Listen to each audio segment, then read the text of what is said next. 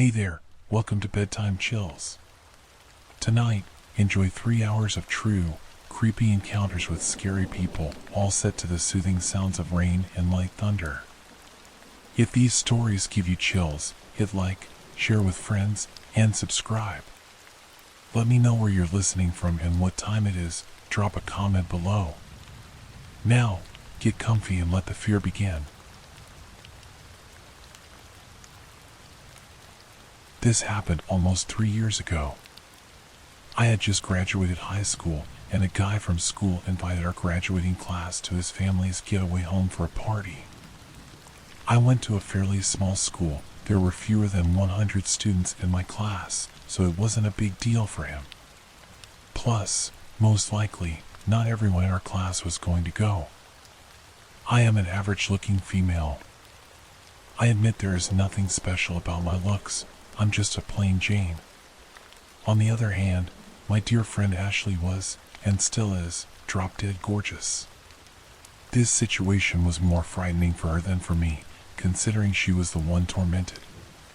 It was nighttime, and the host's house was difficult to locate and a bit far. The GPS on my phone kept directing me to weird locations, causing me to miss several turns and forcing the GPS to reroute itself. On top of that, phone service was horrible, so calling for help was almost impossible. It was aggravating, and I nearly gave up on going to the party, but I had promised my best friend, Sarah, earlier that I would be there. As I was driving around, I spotted a car parked on the side of the road with its hood up. A middle-aged man suddenly walked into my lane, waving his hands in the air to stop me. I slowed to a stop and rolled my window down slightly, only an inch or so, just in case he was dangerous. I was always a bit paranoid. The man came around to my window and blinded me with his flashlight, moving it all around my face before slowly trailing it down toward the rest of my body as if inspecting me. I kindly asked him not to shine the light in my face because I couldn't see. He apologized and explained that he was waiting for a friend who was supposed to stop by and help with his car. He had thought I was her. His voice sounded friendly and honest, so I believed him. Since I was already there, I asked for help with directions, and he seemed glad to assist. I thanked him and went on my way. Eventually, I reached the road I needed to be on, feeling confident I'd arrive at the house soon. Just then, I received a call from Ashley. The reception was terrible, making it hard to understand her at times, but I managed to make out that she was lost and needed directions. I pulled over to the side of the road, hoping to keep what little reception I had to guide her. However, none of the street names she mentioned sounded familiar, and the ones I told her didn't ring a bell for her either. I assured her I was on the right path since I had written down the address at home. I asked her to backtrack and list all the roads she had turned onto. As she went through them, I recognized the names until she mentioned that a man on the side of the road had given her directions. I immediately realized it was the same man who had given me directions, but his instructions to her were completely different from the ones he had given me. In fact, they led in the opposite direction. I was confused. I told her not to worry, that I would drive back to find her so she could follow me the rest of the way. She agreed, gave me her location, and we hung up. I turned around and followed the directions Ashley had been given. The road was eerie, long, dark, and surrounded by trees. It felt like it was leading nowhere. I tried calling Ashley, but I no longer had service. Before we had hung up, I told her to pull over somewhere safe until I arrived. I drove for a while, relieved when I finally saw taillights up ahead, Ashley's car.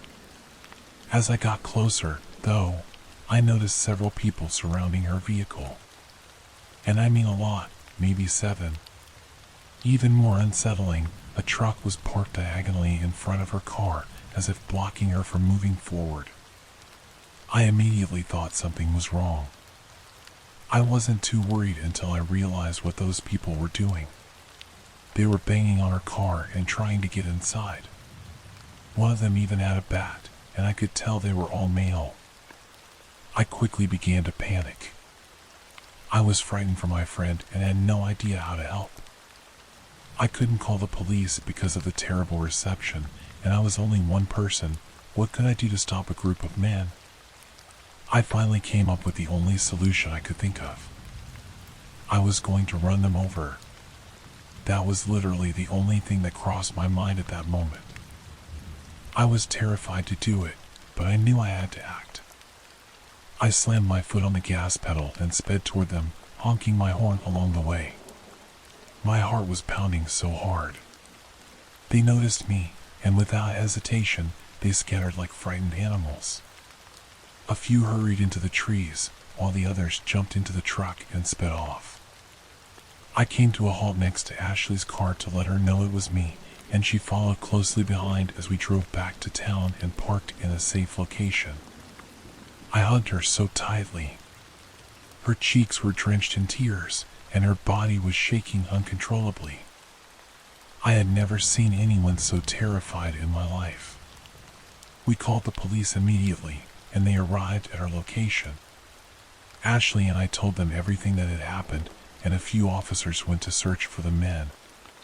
Here's what Ashley said. The man on the side of the road did the exact same thing to her as he did to me. Except, instead of sending her in the correct direction, he led her another way, one that coincidentally brought her straight to a group of men who terrorized her. The truck drove down to where she was parked and blocked the front of her car. There were men inside the truck and others outside, waiting in the back. They all jumped out and began yelling at her to get out. When she refused, they became angry and started beating her car, trying to force her out. They threatened to break her windows if she continued to resist. She tried to drive away, but they kept blocking her path. She didn't have the courage to hit them with her car. The men yelled sexual comments and other profanities at her. They did all of this until they saw my car approaching and fled. We didn't get the license plate number, and to be honest, I wasn't even thinking about it. I was more concerned about Ashley's safety. I wish I had, because the cops searched the area and the route the truck had taken but found no trace of the men. They assured us they would let us know if they caught them, and we could discuss what to do from there. A few weeks passed, and I had my mom called to check on their progress, but they still had no success in finding them. I was really upset and frustrated for a while. Ashley was too scared to leave her house for a long time. Her parents even suggested she see a therapist, but she refused. Since then, she has moved on and is happy. However, she and I will never forget that terrifying experience. Also, I forgot to explain why I mentioned our appearances. I think the man on the side of the road was checking us out to see if we were acceptable enough to be chosen. I feel like he was examining my face as he shined the flashlight on me. Maybe I wasn't what he was looking for, but Ashley, on the other hand, might have matched his desires. That's just my theory.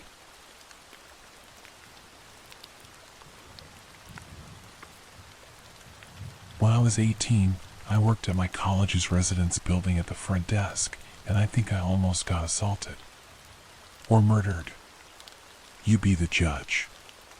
During the summer, the building operated as a hotel, so 2.5 floors were hotel rooms, and half of the third floor were student rooms. The whole building operated with a hotel swipe key system that was pretty outdated, and all the doors were powered by 4 AA batteries. If the batteries died, there was a decently lengthy process to replace them and reprogram the door. A dark-haired guy came to the front desk from inside the building while I was working an overnight shift at around 1 or 2 a.m. and said he left his keycard in his room. I made him a new one and made my first error of the night. Hotel guests could have as many room keys remade as they wanted, hypothetically. Students, however, were supposed to be given a temporary keycard and charged $2 to be returned when theirs is located. I gave him a new key for his room and asked if he was a student or a hotel guest, and he replied, "Student." At this point, I should have checked our system to charge his account, but I was caught up doing administrative duties and forgot. I used to trust people way too easily at this job, but quickly learned not to. Later on in the night, maybe around 3 or 4 a.m., he came to the desk again and said he couldn't get into his room. I asked if he just forgot his key again, and he said no, the door wasn't working. I asked if the light was coming on when he swiped his card, and he said no, so I figured the batteries were dead. I told him I'd have to change the batteries, and I went up to his room with him. He asked me for my name, and I told him. He didn't tell me his. I opened the room door manually with a master key and told him I'd have to prop it open while I worked on the back panel to replace the batteries. He said, "No, it's okay, I'll close it," and closed and deadbolt the door locked. Really strange, but I tried not to think about it. I had changed the batteries on plenty of other doors by this point, and some students were iffy about having their doors propped open for their room to be on display for anyone walking by. He also had a really thick accent, and I thought he might be an international student since we had a lot of students from other countries where English was not their first language. I gave him the benefit of the doubt and thought maybe it was also just a language barrier issue. At this point, though, I really felt like something was wrong, but I tried to ignore it, so I didn't freak him out. While I was trying to focus on fixing the door as quickly as possible, he kept trying to entice me to go further into the room, saying his bed was broken and he needed me to take a look at it, there was something underneath it that needed to be fixed, etc. He held out a little gold house key and said, "I have a key, go get it," and threw it under the bed. He said there was a leak under the fridge. He just kept trying to get me down on the ground, throwing random problems at me. Obviously, I told him no, I'd send maintenance up in the morning to take a look at it if anything was broken. I had my back to him, and he asked me if I would take off my glasses. I said, "No, I need them to see." His tone of voice changed, and in the most steady, chilling manner, he said, "Ella, it's okay, you can take them off," and from behind me, he reached around and tried to take off my glasses. I swatted his hand away and, trying to maintain composure, said, "No, thanks. I need to keep them on." Even though he was creeping me out, I didn't want to be rude to him. I didn't want to get in trouble if he complained about me, or risk upsetting him and having him yell at me. I got up to grab something from the door repair kit and undid the door deadbolt, opening it in the process. He jumped toward the door to close it again and told me to keep it closed. I told him no, I had to open it to start reprogramming it from the front. While I held the door open with my foot and grabbed something from the door repair kit, he started playing with the little wispy hairs at the top of my forehead and trying to touch my shoulder. I swatted him away again and asked him not to touch me, focusing on getting the heck out of there. He once again tried getting me to follow him into the bedroom, saying the bed was broken, and I went as far as the doorframe to see if I could spot any actual problem with his bed. This is when I realized that he had nothing in his room. No dishes in the kitchen, no shower curtain in the bathroom, no sheets on the bed. Nothing. This wasn't his room. My brain once again went back to the international student theory, thinking he had just arrived today and hadn't gotten a chance to buy anything yet, but in the pit of my stomach, I knew something was wrong. I fiddled around with the door for a few more seconds before announcing that it was fixed, quickly gathering the door kit and leaving. Before I had reached the elevator, he came back out without his shoes on to follow me. He tried to get back in to get his shoes and called out, "Ella, the door isn't fixed. You need to come back." I went back and opened the door manually and told him if the door was broken, I have to send up maintenance to fix it in the morning. I knew he was going to follow me to the elevator again, so I closed the door behind me once he went inside and ran down the stairwell as fast as I could. When I got to the front desk, I checked the computer and saw that the room he was in was supposed to be empty. It wasn't a student room or a hotel room. I locked myself in our back office and called campus security. He came down a few minutes later and went behind the desk. I yelled at him to get on the other side and wait, now that I knew he wasn't a resident. He tore the corner off a slip of paper I had sitting on the desk and drew a flower on it, then put it back on top of my papers. When security arrived, he ran back up to the empty room and tried convincing them he lived there so he wouldn't have to leave. He kept showing them his key, which had decided to work on the door again somehow. They escorted him back downstairs and came to ask me if he really did live there. Obviously, he didn't. That's why I called you guys crying and terrified. He kept interjecting to argue that he did live there, but couldn't even recall his room number when asked. Security asked him for his student card, and he couldn't produce it, so they told him he would have to leave if he couldn't prove he lived there. While they were grabbing his information, I listened from the office and could immediately tell he was lying.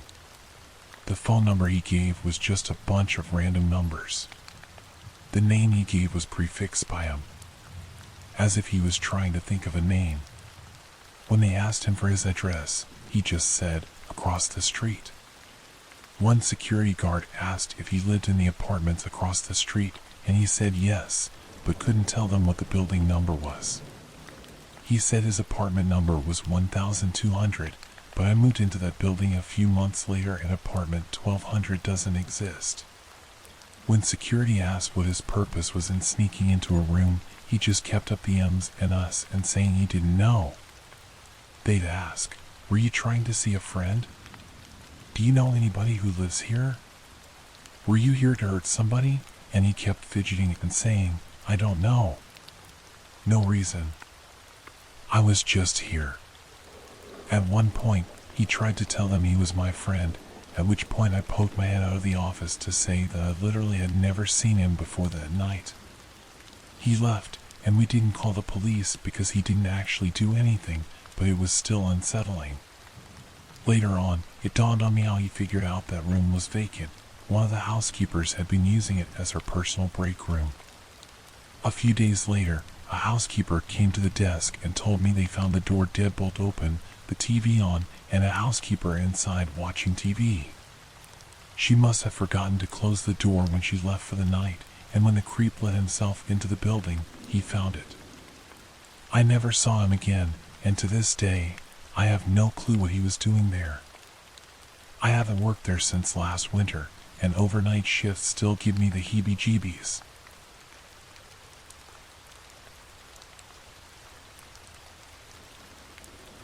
I lived in New Mexico for several years before moving to the Midwest. My friend Amy and I, both females, would spend many days exploring the remote corners of New Mexico, discovering abandoned ghost towns and enjoying the quiet, desolate beauty of the desert. One afternoon in March 2010, we were traveling from Ruidoso to Albuquerque. Always up for exploring, we took a back road rather than traveling the more direct highway. One leg of our journey had us on NM55. It's a remote, tiny 2-lane highway. We loved those types of roads until that day. This part of New Mexico is flat, desolate desert. You can see for miles, and there's virtually nothing except dirt and rock between towns that can be miles apart. So, we were on NM55 going north. After a few minutes, we saw a white pickup truck ahead of us, going in the same direction. Suddenly, he stopped his truck sideways in the middle of the highway, blocking both lanes. We were about a mile away from him, and as we got closer, we began to feel uneasy. We could see no reason for him to do this. We were the only other vehicle out there, and we began wondering if we should turn around rather than come up to him and have to stop. We were about half a mile away from him when he pulled over to the opposite side of the highway, but his truck was still pointed in the direction we were going. We tried to relax a little. Surely, this guy was a rancher or something. Maybe he was checking something on his land. As we passed him, we noticed a few things. One, there was only one person in the truck, a middle-aged guy who never took his eyes off us, and two, he was talking into a walkie-talkie. A few seconds after we passed him, he pulled back onto the highway and started following us. But he never got too close. He would get within a few car lengths, then drop back a little, only to speed up again. We were getting nervous. We realized how alone we really were. We had seen no other traffic on that road, and we hadn't told anyone about our great idea to take this detour. We checked our cell phones, and neither one had a signal, typical for remote New Mexico, but terrifying given our situation. Amy was driving and speeding up while I frantically checked the map, hoping to find a road that would have more traffic. There was no other road. We had to travel this one to get to the next town, Mountaineer. Turning around didn't seem like a good option. After a few minutes, we saw another pickup truck coming toward us. It was moving very, very slowly, maybe 20 miles per hour, if that. This pickup was old and beat up, whereas the one behind us was newer. Amy had us up to 75 miles per hour, which wasn't typical for us on these 55 miles per hour highways, and we blew past the old pickup. As we passed it, we saw that it was another middle-aged guy, also talking into a walkie-talkie. After the white pickup passed him, he pulled a U-turn and got in behind it. As we watched all this unfold, we could see the white pickup truck driver talking into his walkie-talkie. No doubt these two knew each other. We were being deliberately followed. And for the first and only time in my life, I felt hunted. They stayed right behind us. We watched for obstacles in the road. We truly thought the old, beat-up pickup guy had set up a trap and that our vehicle would be disabled somehow. We talked about driving into the fields. We were in an SUV, but this was obviously their territory, and we were afraid of what would happen if we went off-road and got cornered. So, we stayed on the highway. By now, the white pickup truck was right on top of us.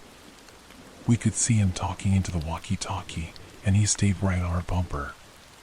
The old, beat-up pickup was right behind him. The three of us sped down the highway. The white pickup inched closer. His maneuvering made it clear that he was trying to bump us.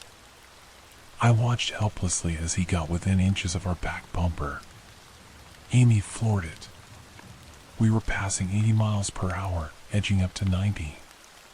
The road was flat and deserted, but any little thing going wrong would have been catastrophic. We absolutely were not going to slow down or stop if we could help it. The white pickup pulled into the opposite lane and started gaining speed. The only thing we could think of was that he wanted to pass us and get in front. If he got in front while his buddy was behind us, we'd be boxed in and trapped. We looked frantically at the rocky desert on both sides. Our only option was to go off-road. Should we risk it? Could we speed through the desert and make it to safety in one piece?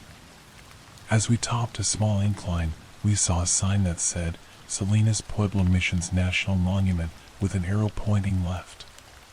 And right at that moment, a blue pickup truck pulled out of that road and onto the highway in front of us. As we came up on the blue pickup, we saw the plate said, U.S. Park Service. We looked at each other, and then behind us, both pickup trucks did U-turns and went the other way. We followed the blue pickup to Mountaineer and then made our way to Albuquerque. I don't know exactly what those guys' intentions were, but they weren't good. There is something seriously wrong out there. I notified the state police, and they said they would keep an eye on things. This area is very near Belen, New Mexico, which is where Tara Calico was abducted. It's also about 100 miles from Elephant Butte, New Mexico, where David Parker Ray had his little secret torture laboratory. We didn't put all that together until later. Even though David Parker Ray had died by the time this happened to us, we do believe there are others out there like him. And whoever abducted Tara has never been caught. Or maybe we came into Substance Lab territory. But since this happened on an actual highway rather than a backcountry road, I tend to discount that theory. Whatever is going on out there, it's not good.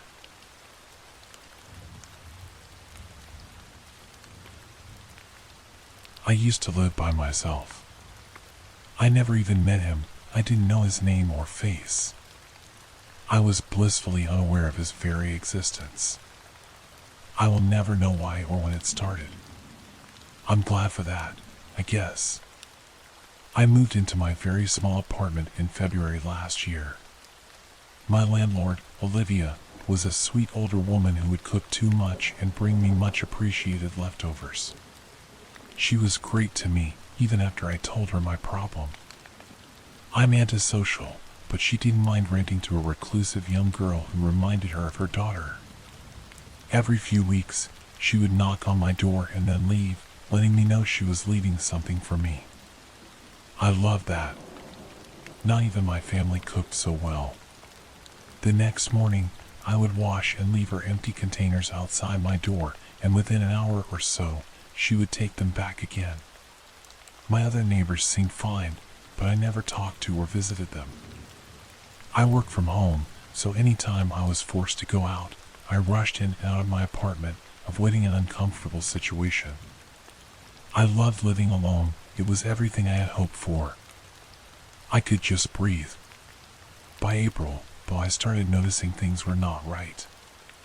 Items were moving or outright disappearing. I was convinced it was just anxiety caused by my new medication and the move. Another side effect was that it made me extremely drowsy. Since I hated seeing the doctor, I just dealt with it. I took naps during the day now and eventually stopped caring until one incident doubled my paranoia. Olivia brought me some sort of Greek tossed salad and dressing for lunch one day, and I enjoyed it with my friend, Netflix. I fell asleep in the middle of Portlandia and woke up that evening at 5 p.m. That was normal. What wasn't normal was that the bedding on the opposite side of my bed was disturbed. I only sleep on the right side, always. Even more unsettling, it felt warm. My first thought was that I must have rolled around a lot, but I knew it was too odd to dismiss. I got up and searched my apartment, gripping my phone with 911 typed in.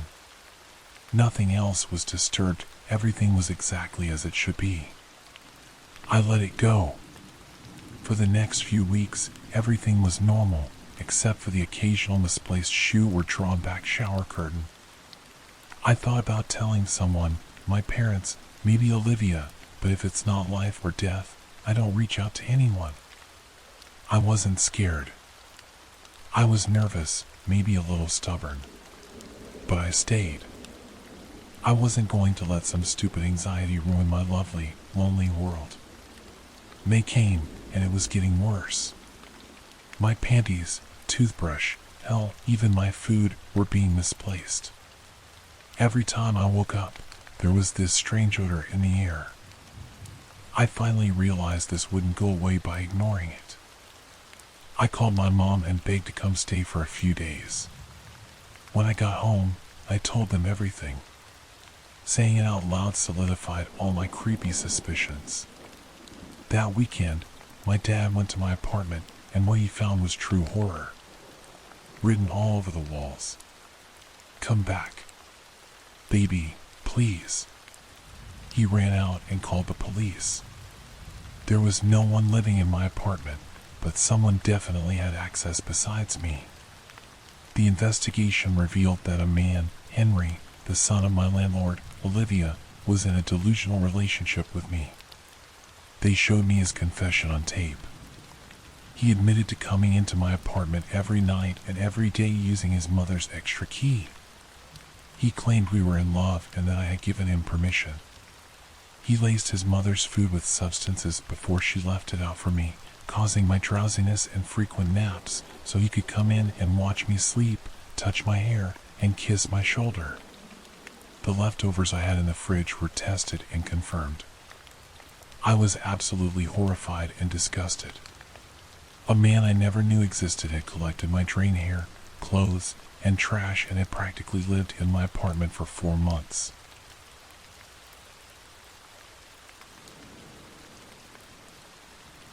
I live in a small rural community in the eastern U.S.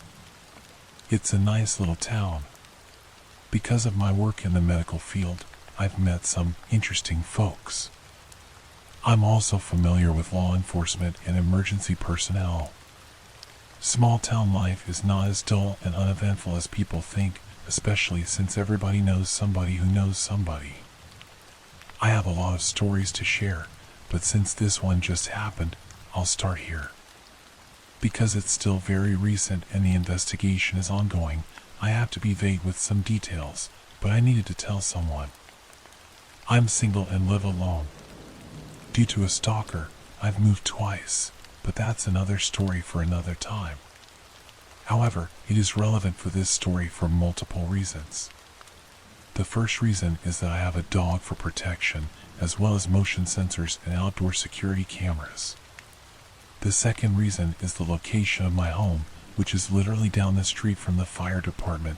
I can see it from my living room window, and a couple of blocks from the police station. However, next to the fire department is the road department, basically a parking lot where they park their road equipment and empty garbage trucks at night and on weekends. Oddly, it doesn't have a security camera.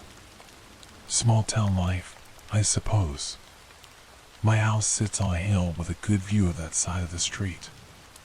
Due to the incline, the large trees in the front yard, and the half cornfield on the property next to me, most people on the street below wouldn't notice me in the backyard unless they were actively looking. However, I can see the street clearly. This incident happened Saturday evening. The county was holding its annual Independence Day spiel with a community barbecue, music, fireworks, etc. I did not attend because it's just not my thing, plus I have a dog, and the sound of fireworks could be traumatizing. Before the big show, I took the dog out to relieve herself in the backyard. There was still at least an hour of daylight, but the entire neighborhood was pretty quiet because most everyone was at the fairgrounds or various other holiday events. So when an unfamiliar, large white pickup drove slowly down the street, I noticed. It must have turned around at the end of the street because I saw it again, moving in the opposite direction only about 20 seconds later. This time, it turned into the parking lot of the road department. Now, people have been known to toss things into the empty garbage trucks, usually at night to avoid getting caught, because they don't want to, or are unable to, make the trip to the landfill themselves. Usually, it's things like furniture or broken equipment, but I didn't see any of those things in the back of this truck.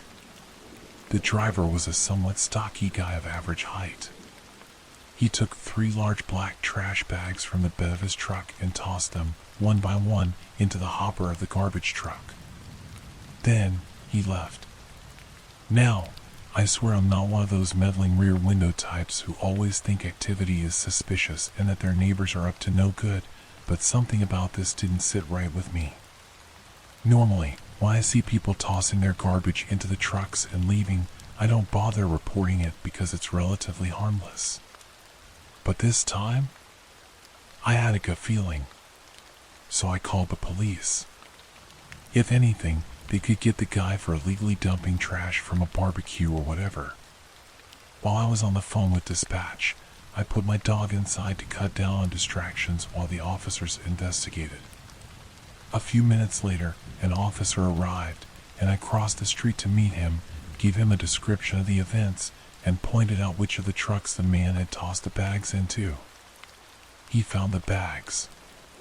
He took photos. He put on gloves and told me to stay back.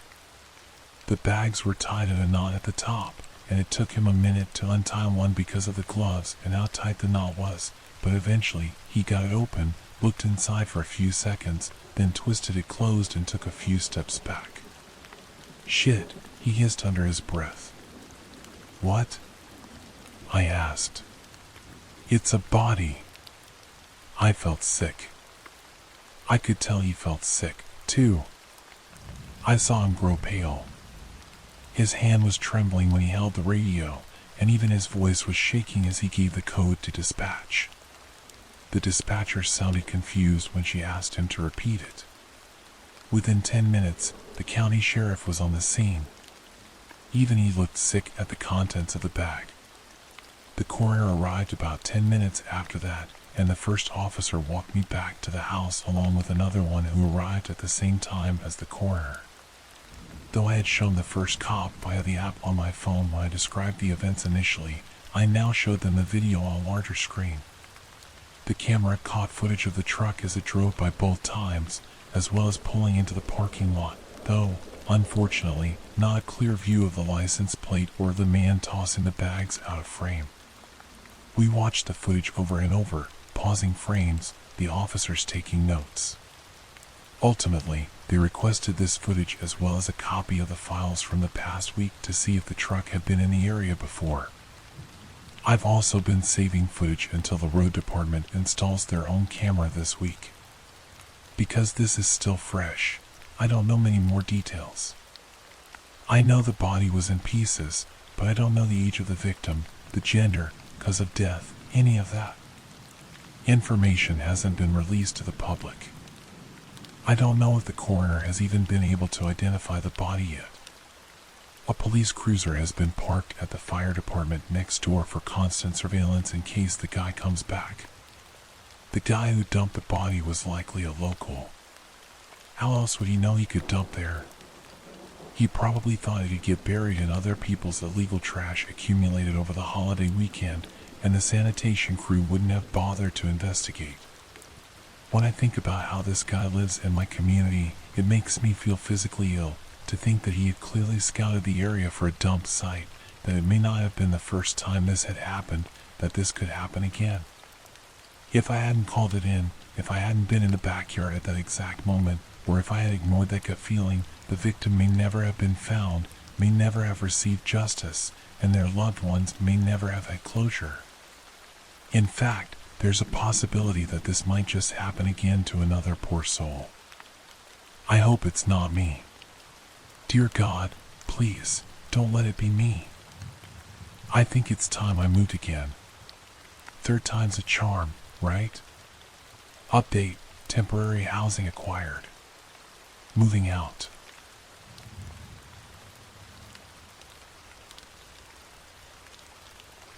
Mom and the creepy girl at our door. When I was growing up, my older brother raced flat-track motorcycles, and as a result, my dad and he were gone most weekends during the racing season. Sometimes my mom, my younger sister, and I would tag along, but my mom was never really into it, so she would keep my sister and me home most of the time and plan fun things for us girls to do over the weekend. This incident happened on one of the weekends we stayed home, back in 1987. I was 10, and my sister was 8. It started out like any other Saturday, with my dad and brother gone. My mom took us out to eat at McDonald's, we went to the mall, and then we came home to play Monopoly and watch cable. At around 10 p.m., my sister and I started to get sleepy, so my mom brought out the sleeping bags for all three of us to sleep in the living room together. I had to ask my mom years later what time this was because, as a kid, I didn't pay attention to the clock much. Around 2 a.m., someone started banging on our front door. Our front door was pretty strange. It had 4 large panes of glass that weren't opaque, so they were covered with small curtains. We all woke up to the pounding, rushed to the door, and looked out one of the windows. There was a girl at the door, probably in her late teens or early 20s. I remember her wearing a white and blue windbreaker. She was frantic, crying, and begging my mom to let her in, saying her boyfriend was chasing her and she was afraid he was going to kill her. My mom remained calm as hell in a scary situation and said, "I'm sorry, love. I can't let you in because I've got 2 young children with me, and I can't risk your boyfriend harming them if he gets in. I can call the police for you if you just stay here." Of course, that didn't sit well with the girl. She started crying more and pointed to her foot, which was broken and in a cast. "Please, ma'am, you have to let me in. He's coming for me." Again, my mom politely refused, then turned and ran to the kitchen to call 911. Our phone was mounted on the wall in the kitchen with a ridiculously long cord, so she was able to go back to the door while on the phone with dispatch. She told the girl that the police were on the way. This made the girl even more hysterical. She screamed, "I don't need the police because I will be dead before they get here." My mom apologized again and said she was sorry but wasn't going to open the door. At that point, the girl just turned around and walked off into the darkness. About 5 to 7 minutes later, the police showed up. My mom gave a statement, and as she was doing so, my dad and brother came home from the race. My dad didn't even turn off the truck. He just ran up, looking terrified, asking what was going on. While my mom was telling my dad what happened, another officer walked up and said that he didn't see anyone but found a shoe in the street in front of our house. The police left, and we all sat in the living room for a bit to decompress. I remember thinking that maybe my mom wasn't being very nice to the girl and should have just let her in. Fast forward to 2001, it was about a week after I gave birth to my first son. Family and friends were at my house, doting on my baby. After most people left, it was just my parents, my sister, me, and my son sitting in my living room this time.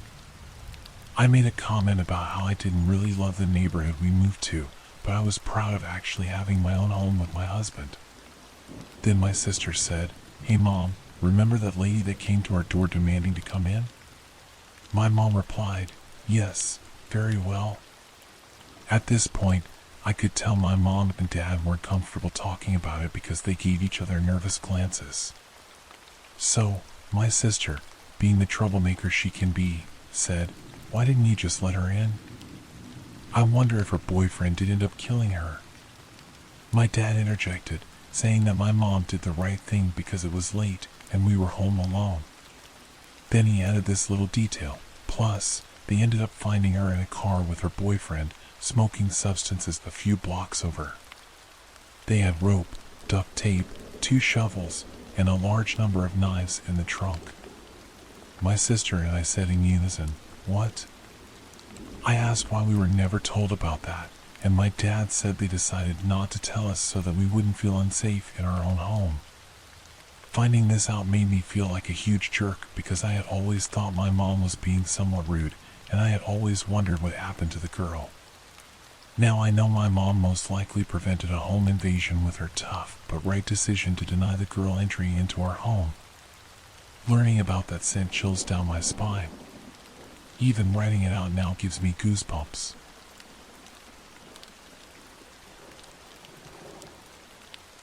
Mr. Jim. When I was 14, I was asked to babysit my 3 younger cousins, aged 8, 4, and 1, in an extremely rural, mountainous part of Pennsylvania. My aunt and uncle had a wedding to attend over an hour away and wouldn't be back until very late. Their house was situated on a steep mountainside, and their back deck had a 15-foot drop onto a rocky hill below, leading down to a river. Their closest neighbors were about half a mile away. The closest main road was a mile away, and at night, there were no lights to be seen anywhere around them. Basically, it was in the middle of nowhere, and you would have to know exactly where you're going to get there. You don't just accidentally end up there. My aunt and uncle left us with some pizza and their cell phone number next to their landline. This was the early 2000s, and I didn't have a cell phone, but even if I did, I wouldn't get reception there anyway, and headed out. The baby was already asleep. The 4-year-old wasn't feeling well and was quietly watching TV in the living room as he dozed off, and the 8-year-old was playing Guitar Hero with me up on the loft. The loft overlooked the living room to the left, where I could keep an eye on the 4-year-old, and there was a huge window that overlooked the driveway to the right. This description of the driveway is an important detail to the story. The road that led to their house ran straight into their forked driveway. It was a dead-end road. The house was as far as you could go. Go to the left driveway, and there is a large open carport where my aunt and uncle, and anyone who ever visited, parked. The right driveway led down a very short, but very steep, hill to a large leveled-out area and ended against the garage door that opened to the basement of the house. It was never used as a garage, but served as my uncle's man cave, where he spent most of his time. Right beside the garage door, there was a normal door with a window, so you could see right in. But this driveway was exclusively used by the kids as a play area because it was the only flat yard-like area on the property, and being on a mountainside, there isn't much room to safely play otherwise. No cars ever drove down there. Ever. There are too many toys and bikes in the way, and friends and family knew this. It was about 10 p.m., pitch black outside, no moon to illuminate the area either. My cousin and I were still playing Guitar Hero when headlights caught the corner of my eye. And not my aunt's minivan headlights, huge truck headlights with those roof lights you often see on Jeeps or other off-road trucks. Not only that, the truck was going down the right driveway, the kids' play area. This was not my aunt and uncle. This was not anyone they knew. Panic and dread filled my body. I was a small teenage girl alone in an isolated house on a mountain at night with 3 children in my care. In a terrified voice, I asked my cousin, "Who is that?" "Jake, do you know whose truck that is?" And then he looked panicked. "No, I've never seen that truck before," he replied. I quickly ushered him downstairs, still unsure what to do, but the 2 little ones were sleeping down there, and I wanted to make sure they were safe. I checked on the baby and then grabbed the phone to call 911, and then I started to hear the metal garage door being shaken violently. No one ever opened that garage door. More panic filled me. I heard them try the door beside it. The metal doorknob jiggling. No one was actually knocking. It's not like they were checking to see if my uncle was down there. Plus, the lights were out. It was dark down there. They knew no one was down there. They were definitely breaking in. The door leading to the basement steps was right next to the phone, so I could clearly hear all of this going on. I quickly turned the little lock on the doorknob just in case they did make it into the basement. My heart was practically jumping out of my chest. I'm talking to the 911 dispatcher as my 8-year-old cousin clings to my arm. The operator is calm and trying to calm me, but I knew it would be at least 30 minutes until a police officer could get up there, assuming they didn't get totally lost on this mountainside in the pitch dark. I just kept thinking, we're doomed. We are dead. This is how I die. The operator asked for the number my aunt and uncle left me so she could have another dispatcher call them to let them know the situation. I turned around to grab the paper with the number on it, and to my absolute horror, I saw a man peering in the large sliding glass door. A huge, burly, what had to have been a 6 feet 4 inches man with long, scraggly red hair and a big red bushy beard. And what made it worse, he was grinning at me. Grinning in a way that still scares me to this day. Meanwhile, I had to have looked like a terrified deer in the headlights. I was shaking so hard I could barely hold the phone. There was a second man behind him I couldn't see as well. I have no idea what he looked like, but he was equally as tall, but a bit more lanky than the larger man at the sliding glass door. I screamed, "Oh God, they're here." And before the 911 operator could say anything, my 8-year-old cousin goes, "Mr. Jim?" His voice was very confused. It wasn't like my cousin was happy or even relieved to see him. I asked, "You know who that is?" But before my cousin could answer, I turned my attention to the man in the door. I'm on the phone with the police. I shouted. I'm grateful he didn't try that door because I do not think it was locked. The man stared at me hard for a moment, eyebrows furrowed, like deciding what he wanted to do next, but he then just backed away into the darkness. What seemed like an eternity later, I saw the truck lights back out of the driveway and then back down the road until they disappeared.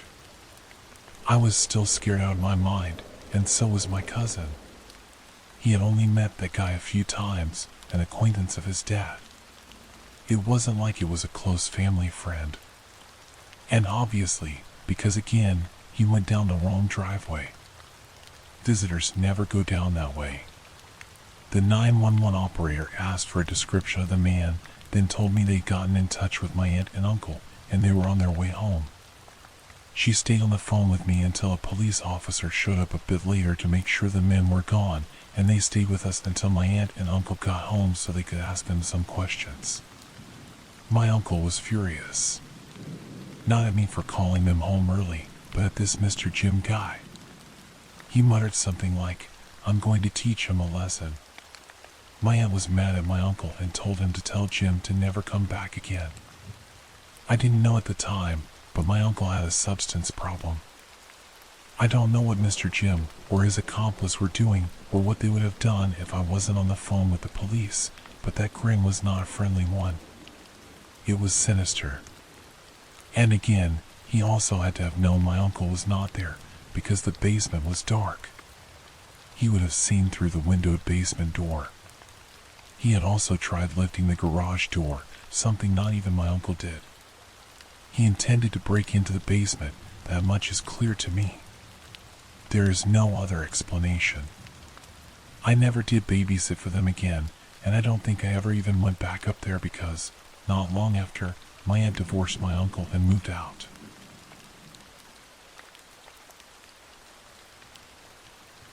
Moving to a nicer neighborhood turned into a nightmare. Last year, my fiancé and my mom passed away, one right after the other. After they died, I obviously fell into a deep depression. Though I thought I was pulling off the whole "I'm fine" thing, my friends could clearly see through it. A close friend almost demanded I move in with her and get out of the apartment I shared with my fiancé for 10 years. She wanted me to start fresh, and while I didn't think I was ready to move on, the idea of not living alone was appealing. Plus, her apartment is in a much nicer neighborhood than the one I was currently living in, so I agreed. Living with her has been fantastic. Our schedules are opposite, me on days, her on nights, so we both get alone time, but we also have at least one day a week off together so we can hang out. Moving has also allowed me to be able to walk to work, as it's so close. I thought that would be a godsend until my 10-minute walk caused a 2-month-long nightmare. I decided to sit in the park that's between my apartment and my job one evening after work. As I'm sitting there, a man approached me. I saw his face first. He was almost handsome, if not a little rough-looking. Even though I live in an urban area with a high homeless population, it didn't occur to me that this man was anything but a mildly handsome 40-something guy, so I smiled and looked back down at my phone, expecting him to walk on by me. Nope. He asked me what time it was. When I looked up to tell him, I noticed all the stuff he was carrying. It was so random. A kid's chalkboard with nonsense all over it, a paper bag full of old magazines and paperwork, and a steel shelf that at one point would have held CDs. I then noticed he wasn't wearing shoes, and his hands were filthy. Needless to say, it finally dawned on me that this was not going to be a normal encounter. He started talking non-stop. Some of it was nonsense, but some was coherent, all of it crazy. Other parts one could follow. He told me he had just been released from prison, and he was looking for a tattoo shop because he wanted to forget the DOC, the Department of Corrections, and 34, the number of DOC violations he had while in prison, tattooed on him, and he wanted the DOC to pay for it. He then noticed a button I had on my bag that had the logo for a local gay bar on it. He told me he had gone there one night and went home with a guy. Then, he looked me up and down and said, "But young ladies are my problem." I gathered my stuff and left immediately.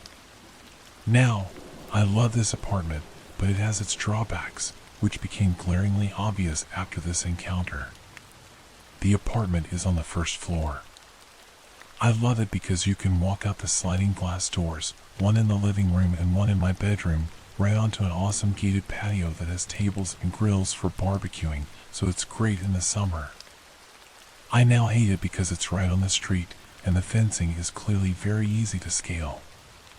One very early morning, around 5 a.m., I hear a man scream, "What the heck are you doing?" so loud and so close, it woke me up from a dead sleep, and I legitimately thought it was coming from in my bedroom. As it turned out, it was coming from outside. A neighbor had been leaving for work and discovered a man, the man from the park, sleeping against my sliding glass door. The dude got scared off. My neighbor checked on me, and once I calmed down, I chalked it up to a messed up coincidence. 2 weeks later, I was sleeping, and at some point, this man came on the patio and was now tapping on my sliding glass door. I honestly just laid there, frozen in fear, until he escalated to full-blown kicking the glass. I turned the light on to grab my phone, and he took off. I called the police, and they came over to take the report and to look at footage from the cameras in the building. The footage confirmed it was the man from the park, and more disturbingly, the footage from the hallway cameras showed that on more than one occasion, he had slipped in the building behind a resident and sat in the lobby for several hours. At one point, he went down the hallway and tried my doorknob and my neighbor's doorknob to see if they were locked. He even went so far as to hide in the little mailbox room when he saw my roommate coming in from work. The police think he either followed me from the park or had just happened to notice me at one point while I was on the patio. It's been a few weeks, and I haven't seen him, and no one has reported seeing him in or around the building.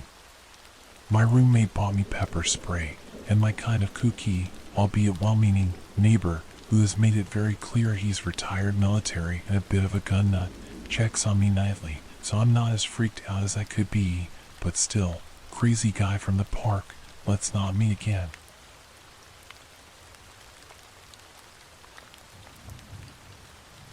My female friend turned into a stalker and creeper. This is a tale about a friend I used to have years ago. Her name was Sarah, and I met her in the 7th grade. Back then, she was a normal preteen girl, much like myself.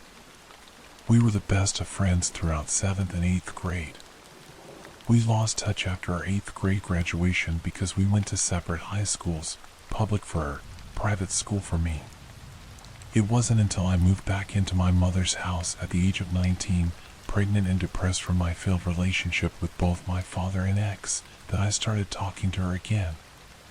We picked right back up where we left off at the end of 8th grade and quickly rebuilt our friendship to best friend status. She even agreed to be my son's godmother. Now, I want to take a moment and tell you a bit about Sarah and me. We were the same age, our birthdays roughly 2 weeks apart from each other. She was the oldest of 3 girls. We both appeared to look similar almost. Both fairly pale in skin, glasses, and the same height. She was a few inches taller than me, but nothing to really brag about, and weight. Her hair color was more blonde compared to my brunette hair and had blue eyes while I have brown eyes. Back to the story. This takes place a few months after I had given birth. Nothing major had happened between me and her yet, except she was a little bossy, but I brushed that off as being the eldest sibling. Nothing I couldn't handle. The only thing that I found weird was that she freaked out if I didn't answer her text messages back right away. Even if I was at work and couldn't respond without fear of losing my job. But I tried brushing it off as her worrying about me. I had started dating a new guy named Josh. Sarah was actually the one that introduced us to because Josh was a good friend with her boyfriend, Rob. Naturally, I started spending a little more time with Josh, but still spent a lot of my time with Sarah. She didn't take to this very well and tried causing problems for me and Josh. After having a sit down with Sarah, telling her I wasn't giving up our friendship, but neither was I going to push away a guy I really liked, she seemed to have gotten the message and backed off. Things went south shortly after Josh, and I moved into an apartment together. Sarah demanded to spend more time with me while Josh was at work. I really had no problem with it, but her bossiness started to reach unbearable levels. She didn't ask to stay for dinner, simply said she was staying. Asking her to leave for the night fell upon deaf ears, and many times she crashed on our sofa, causing any possible romantic moments with Josh to fade. It got to the point she started tagging along on our dates, so we simply stopped going out. I tried talking to her, but she kept saying if I was a real friend, I wouldn't mind her being there all the time. Well, we managed to get one free weekend without Sarah. She had gone to some water park with her family, so Josh and I got to spend some much-needed alone time together. However, because of the strain Sarah caused us, We had a hard time enjoying each other. I refused to end my relationship with him, and we tried hard to work it out. We tried talking to her boyfriend, Rob, asking if he could help us. He said they were planning on getting an apartment together at the beginning of the following month. She was still living with her parents at this point, but told us it was looking like it was going to be in the same complex as ours. I could deal with that, figuring she would want to spend time in her new place, decorating it and hosting dinners for her friends and family. Also, note, I had gotten my hair done earlier in the week. I got an awesome new haircut that looked great, and I loved it a lot. I got many compliments on it from various friends. Well, when Sarah came back from her mini vacation, she had dyed her hair to the same color as mine and gotten it cut the exact same way. I didn't really mind too much. It was a pretty sweet haircut, but both Josh and I couldn't get over how weird it was we were looking like twins. She even got colored contacts to wear under her glasses that changed her eyes to the color of brown. Like me. One night later that week, I was hanging out with another mutual friend of ours without Sarah. Her name was Heather. Heather and I had gotten around to talking about Sarah when Heather casually said, "You know, she is jealous of your life, right? She's even got a huge crush on Josh and you." I really had no idea. She hadn't said anything about it to me, and I had no idea she harbored feelings like that for me. She's had many different boyfriends over the years. After that, I started to notice a shift in Sarah. She wanted to spend even more time alone with me, and oddly enough, more alone time with just Josh. On one of these nights, she tried to kiss me. Now, I have no problem with someone being gay. I have many other friends who are, but I am not, and everyone knows it. I like guys way too much. I told her this, and she went crazy. She called me a lying B-word, saying I was leading her on, and that I had to kiss her back because she said so. I told her no, I didn't, and I didn't lead her on. She left shortly after to meet up with Rob and Josh while I took care of my son. I didn't really think anything of it until Rob came over, saying Sarah kicked him out of the house because she wanted to talk to Josh alone. I filled Rob in on what had happened, what Heather said, and my feelings.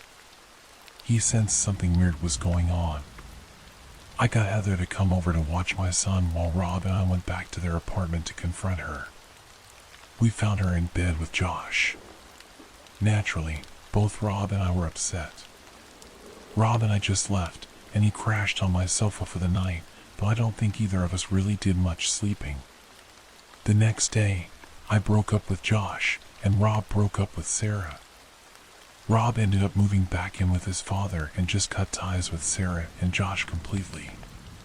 Sarah blamed me for the ending of her relationship with Rob and vowed to make my life a living hell.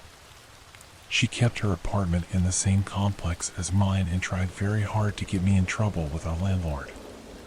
At random times, the landlord would stop by saying I had a noise complaint against me or said that someone complained about some awful smell coming from my place. After the third time he came by saying someone saw a rat coming out of my door, he realized someone was just trying to cause me trouble. I had told him, but he has a job to do, I guess. When Sarah learned that wasn't working, she started calling my home phone and cell phone at random times. She never said anything, and all the calls were restricted, but I knew it was her. From my window, I could see into her apartment and always saw her looking out at my window while on the phone. On the phone the exact times my phones were ringing. I quickly changed my phone numbers, and that was the end of that day. No one besides my mom and work had them, and neither cared for Sarah much after learning what she had done. When she realized she couldn't get a hold of me via phone, she took to blowing up my email and Facebook. Obviously, it didn't take me long to block her on that. However, this takes the cake. Apparently, she had a copy of my key. I don't know how she got it. I never gave her a copy. I figured Josh might have given her one when they started to be sexually active, or else she just stole Josh's and made her own copy. She took to entering my house while I wasn't home. At first, I started noticing little things disappearing or being moved. My bills were no longer on the kitchen counter but on the dining table. My favorite shirt had gone missing. The cordless phone was across the room from where I last remember setting it down. I thought I was simply losing it and misplacing things. I am a bit scatterbrained, but not that much. This went on for 2 or 3 weeks until bigger things were missing. My son's DVD player, my keyboard, cell phone charger, bath soap, towels, and even my son's baby blanket were all taken. Naturally, I did the most logical thing and called the police and landlord. The landlord changed out my locks ASAP, and the cops agreed to talk to Sarah. They said they wouldn't be able to do anything unless she let them in and admitted it, but they would still try to talk to her. And this is what I was told. They knocked on the door. She opened it wide enough for them to see the wall behind her. On this wall were hundreds of photos of me, either alone at work or at the store or with my son at the park, store, etc. It wouldn't have been so creepy if it weren't for the fact that she wrote in big letters with red paint, dye, my name, UF word B word. It covered some of the photos and the wall. The police were able to search her place. They found journals full of her writing, saying how she wanted to kill me, how she was going to do it, and other disturbing things. She had my work schedule written on her calendar, not that it was hard to guess. It was the same every week, and on a certain day, she had it circled and marked as kill day. Police found an unregistered gun and a huge knife. She was arrested. I promptly moved out and back into my mother's house. I found a new job and changed my appearance. I cut off contact with all our mutual friends, not that we had many, and found a new job. I haven't seen or heard from her in 3 years now. For all I know, she is still in jail. I just count my lucky stars.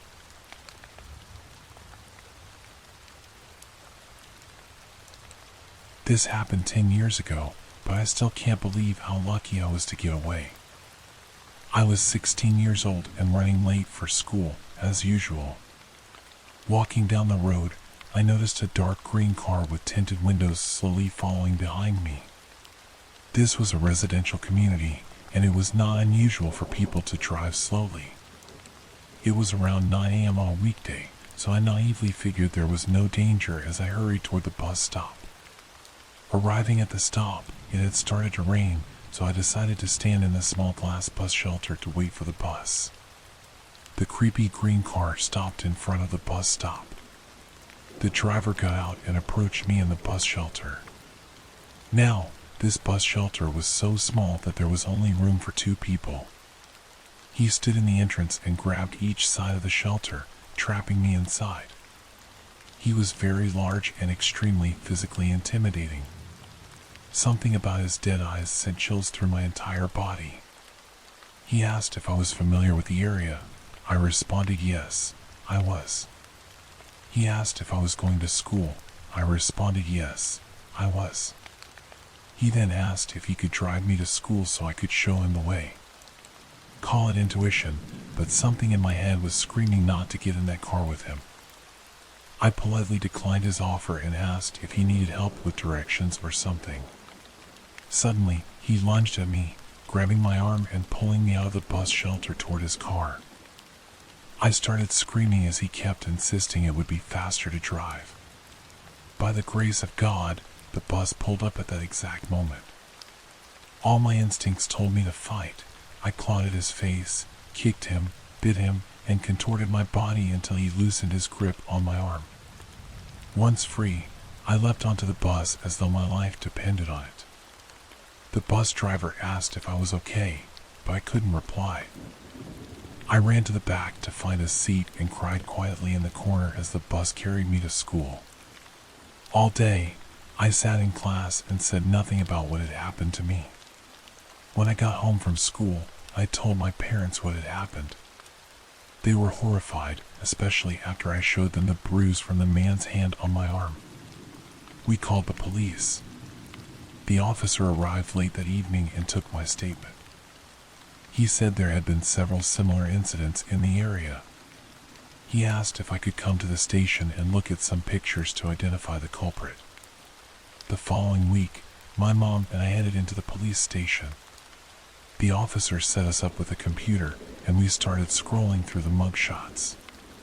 There were so many, not only was it discouraging to realize how many known sex offenders there are nearby, but after a while, all the faces blurred together. Losing hope of identifying the guy, we were about to give up when I recognized his dead eyes in one of the pictures. The officers asked if I was sure. I confirmed it was him, but that he had grown a beard since the photo was taken. They thanked me and said they would call if needed. 2 weeks later, the news announced that the police had apprehended the man suspected of kidnapping and assaulting young girls in the area. The news story included his mugshot, and it was the same man I had identified. He was caught with one of his underage victims in his car. It took years for the gravity of this incident to truly hit me. Had the bus arrived later, had I not been able to twist myself out of his grasp, and he grabbed me while I was walking, and I didn't see him. So many ways this could have turned out differently. I was so fortunate when others were not.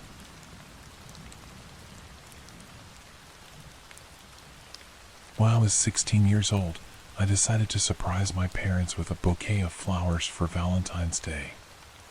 We've always celebrated this as a family holiday rather than a romantic one. I didn't have a car to drive to a florist, but my high school was within walking distance of a hospital that had a gift shop selling floral arrangements. Between classes during the week of Valentine's Day, I set off for the hospital on my own, cutting across campus to walk through a network of side roads populated with specialty doctors' offices that kept hours, the kind of buildings where traveling doctors mainly hold surgery consultations or perform small procedures a few times a month. The trip there passed without incident. As I was walking back through those deserted roads with a vase of flowers in tow, I noticed an unkempt 1990s car close behind me. While my memory of the car is hazy, I'm left with the impression that there were at least 2 men inside whose faces I couldn't see. Initially, I assumed that the driver was simply afraid of hitting me, which was why they weren't passing by. So, I made a point of dramatically trudging further into the grassy shoulder of the road, demonstrating to them that they could safely drive ahead. They still refused to pass me by, continuing to creep along behind at a slow pace. Beginning to suspect that the driver was more interested in me than in getting to a destination, I started to walk faster. The car confirmed my suspicions by matching my speed. Despite the impracticality of my shoes and the threat of spilling water from my vase, I began to run as fast as I possibly could. They hit the gas and again matched my speed. At this point, I realized the car was following me. There was no one else in sight, and I needed to get away. I bolted into the first parking lot I saw. The car turned in after me. Despite there being only 2 or 3 cars in the spacious front parking lot and no other sign of activity at the office, the car didn't stop to park in any of the numerous spaces available there. The driver instead opted to pursue me into the partially under construction back portion of the lot, behind the office. It passed every available parking space to corner me against a pile of debris and rubble from the construction, coming to a diagonal stop less than 3 feet away. Before anyone could emerge from the vehicle, I somehow managed to scale the small pile of rubble behind me, vase in hand, and jump from its peak to land painfully on the other side. Fortunately, it was a plot of undeveloped land within sight of my high school campus. I took a quick peek over my shoulder to see if they were still in pursuit, but the car had sped off after I reached the top of the rubble pile and was now nowhere in sight. They had not parked in the lot at all. They had no business there. The driver was following me. I sprinted at top speed and didn't stop until I was soaked with sweat in the dead of winter, panting in the student lounge among my classmates, who didn't seem to care when I told them. Perhaps it was because our hometown is supposedly a human trafficking capital and the crime rate is outrageous, but I believe this was something more informal than human trafficking, as the dilapidated car suggested poverty, and I've read that human trafficking usually arises through grooming and not by people being snatched off the streets. In retrospect, I should have told an adult, alerted campus security, and called the non-emergency line of the local police station. But I was young, foolish, insecure, and afraid of getting in trouble for leaving campus when I didn't have a signed permission form permitting me to do so. I kept trying to convince myself that I had misread this situation or was overreacting. I don't know what I would have even told the police had I called them, as I was entirely ignorant about cars and wouldn't have been able to identify the make of it if asked. I couldn't see the faces of the occupants. I was also worried that my parents would restrict my already extremely limited freedoms if they knew I had been in any danger. I feel horrible for having never told anyone and earnestly hope that my secrecy hasn't led to someone being hurt or killed. I believe the only missing people aside from runaway children or elderly adults with dementia in this city right now are men, aside from one woman a few decades ago.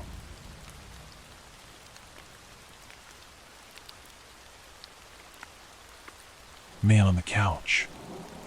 I will start out by saying that I am not a writer by any means. I suck at it, but I will try my best. For a bit of backstory, my mom was dating an abusive jerk at the time. We'll call him Ian. Because of Ian and the crazy fights they had gotten into, we couldn't lock up the house at all. He had kicked in both the front and the back doors to the house, and they were never fixed. My mother and Ian were at the bar all day, every day. I told you this so you would know why the house wasn't locked up and where my parents were when this happened. This incident occurred when I was around 12 years old and my little brother was around 10. I was a really small girl at this age and my brother was sick all the time, so he was very, very tiny and frail. My mother and Ian were at the bar as usual. When you opened my front door, it put you in the living room and you could see the back door. There was a hallway to the right that led back into the bedrooms, and that is where my brother and I were. We were in his bedroom with the door closed, playing something on a PlayStation. It was around midnight or 1 a.m. and we were playing and having a good time when I heard a weird noise. My brother didn't hear it, and I didn't want to creep him out. I told him that I wanted to go get a drink and told him to stay in the room and I would bring him something. To get to my kitchen, you would have to walk down the hallway in front of both the front and back doors because it was behind the living room. I kept hearing strange noises, so before I left my brother's room, I told him to get into the closet and work on our fort so that it would be ready when I was done getting our drinks and a snack. I raised my little brother for the most part and took care of him. I had a terrible feeling, a sense of dread. I could tell something wasn't right, and this was a way to get my brother to hide without scaring him. He frightened easily and had really bad asthma attacks, and at that time, we had no inhaler or breathing treatment machine for him. Good going, Mom. I knew if he started having an asthma attack on top of being scared, it wouldn't be pretty. Anyway, I left the back room and decided to see what was going on. Because I was such a badass at 12 years old, but I had to protect my little brother. I started sneaking up the hallway as slowly and quietly as I could. I was terrified. I could feel that something was wrong. Before I made it to the end of the hallway, I heard a man. It sounded like he was growling. It was a deep, terrifying noise. I can't explain it, but the feeling that washed over me nearly made me puke. So, I, of course, froze. I had no one in this town, I didn't know anyone, and my dad was living in a different state. My mom was at the bar, drunk as hell. I was sitting there, trying to gather the courage to see what was around the corner, and going over my options when I heard my brother's door open. He saw me, and the look on my face made him freeze. I remember his eyes going so wide with fear because he must have heard the growl or whatever it was too. I motioned to him with my hands to go back in the room, and he did. I gathered the courage to peek around the corner, and what I saw still freaks me out to this day. It was horrifying. I saw a man, probably around 6 feet 6 inches and 300 plus pounds, sitting on my couch with a wicked grin on his face. That grin and the look in his eyes will forever be burned in my head. By some stupid luck, the man didn't see me. I slowly, so slowly, snuck back to my brother's room. I slowly shut the door and started going over my options. My little brother was already horrified because of the growling noise this man was making. I am so thankful he wasn't the one who saw what was out there. I mustered my brave big sister face and calmly told him that there was a man I didn't know on the couch and that he needed to be very quiet, and I needed him to be brave and keep his breathing in check. My little brother adored me and looked up to me, so when I told him that I needed him to be brave, he tried his best. I told him not to move, and he didn't. The first thing I tried was the window, but it wouldn't budge. It was completely stuck. I'm making myself stay calm for my brother's sake, but I know it's sitting out there. So, since the window was stuck, I decided to start looking for a weapon. My older brother lived here, and I knew he had swords somewhere. I don't remember where he was. As I was looking for a weapon, I heard the man sing, "I know you're here." My stomach knotted up. The hair on the back of my neck raised, and I instantly got a cold sweat. And then I heard it. My little brother had started wheezing. Asthma attack. Crap, crap, crap. I hugged him, reminded him to be brave, and told him to sit still and focus on his breathing. I started frantically trying to get my window open, but it was stuck. I looked around and started moving blankets when I found my older brother's cell phone that he always forgot.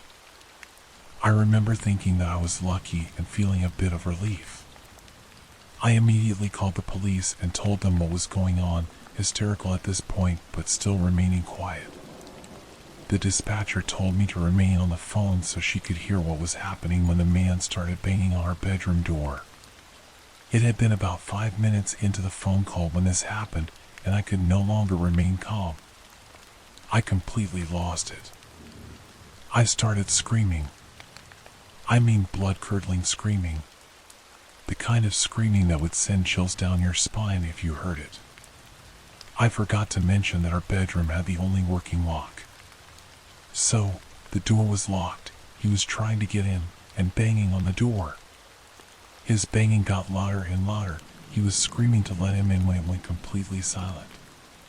Then he did the creepiest, most terrifying thing ever. He started laughing.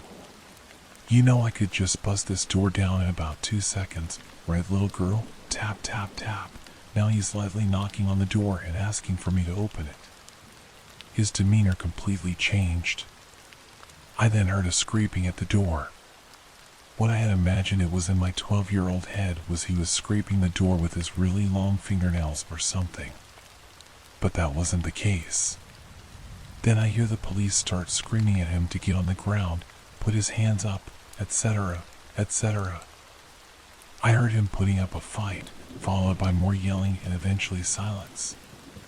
After a few minutes, there was a knock on my door, but at this point, I was too terrified to open it. I thought that this nightmare guy was still there. So, being in my hysterical state, I started screaming no, no, no, please over and over again. Sobbing and shaking. I couldn't stay brave for my little brother anymore.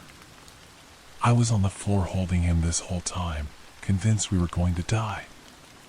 Eventually, I calmed myself a bit, and this time, a female officer was at the door, so I opened it. There were about 5 cops standing in the hallway, listening to me being hysterical. I refused to let go of my brother at this point, but we both ran to this female officer and just collapsed sobbing hysterically. We had been so scared. It turns out this guy was completely wasted and high on substances. I remember the cops walking me up to him and having me stand in front of him to ask me if I knew this man. I didn't. But I'll never forget standing in front of this huge man, looking into his brown eyes that were completely bloodshot and filled with hatred. I'll never forget that growling noise that he was making or the look of pure horror in my little brother's eyes. My parents were called and investigated for leaving us alone like that and for the doors being like that. My mom is a different person now, doesn't drink, and is now married to a cop. She completely changed. I remember asking her about it later on, and she told me something that I didn't know. The man had a huge knife, so that's what he was scraping the door with. And he also had some rope, tape, and a tarp.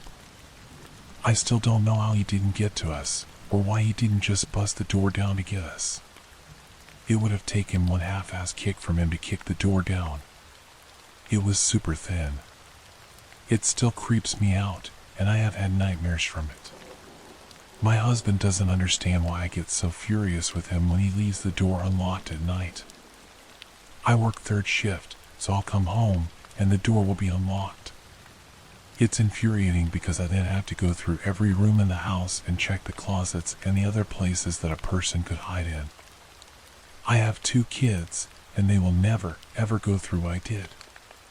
Sorry for my poor writing style, but I wanted to tell my story after lurking for so long.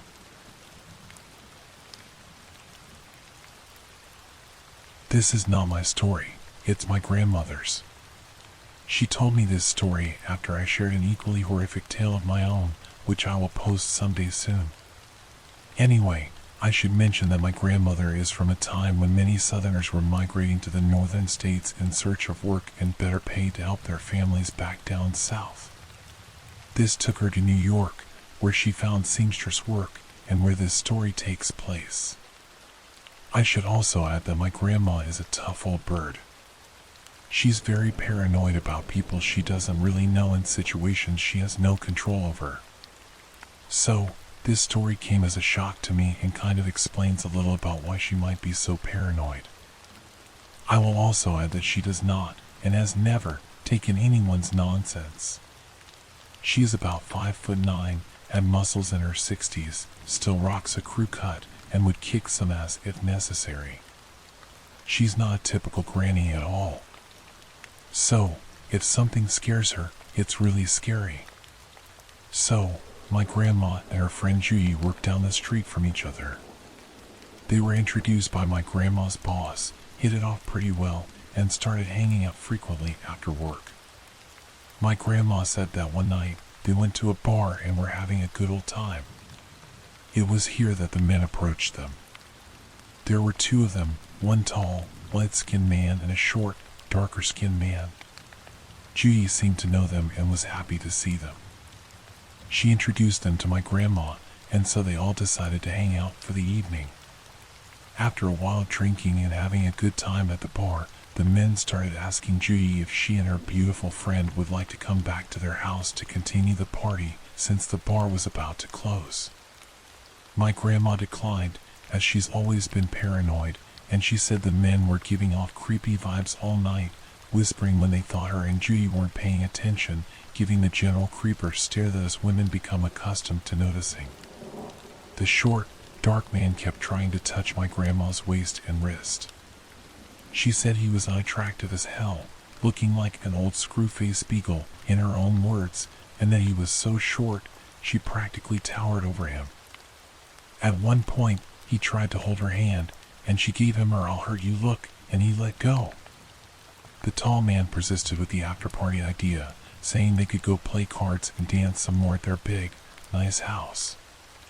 He promised others would be there as well to party and play cards.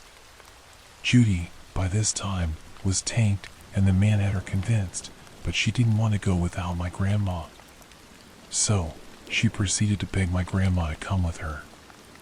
She told my grandma to stop being paranoid and to trust her, that these guys were her friends and that it was fine. So, against her better judgment, my grandma left with them. My grandma says they drove for a good while, and the moment she looked out of the car window and didn't recognize anything at all, she asked the tall man where they were going. He simply said, "Upstate." At that point, she knew she was probably in trouble. The two men sat in the front, and her and Judy were in the back. Judy was telling my grandma to chill out, saying they were going to have a good time. They arrived, and it turned out the guys didn't lie. They pulled up in front of a nice, big house in some suburb. They went inside, and my grandma says she remembers the front door leading them into a long, dimly lit hallway. They walked single file down the hallway in this order: tall man, Judy, grandma, short man. She said at the end of the hallway, there was a door they went to, and the tall man had to stop to open the door with a key. Grandma said she saw a big rat in a spare room off the hall run across a dirty mattress with horrible brown stains all over it. She says this is what initially creeped her out about the house. The stains looked like dried blood, and it was the only thing in the room, just lying in the middle of the floor. So, they waited for the tall man to open the door, and my grandma was about 2 seconds away from losing her composure when the door finally opened.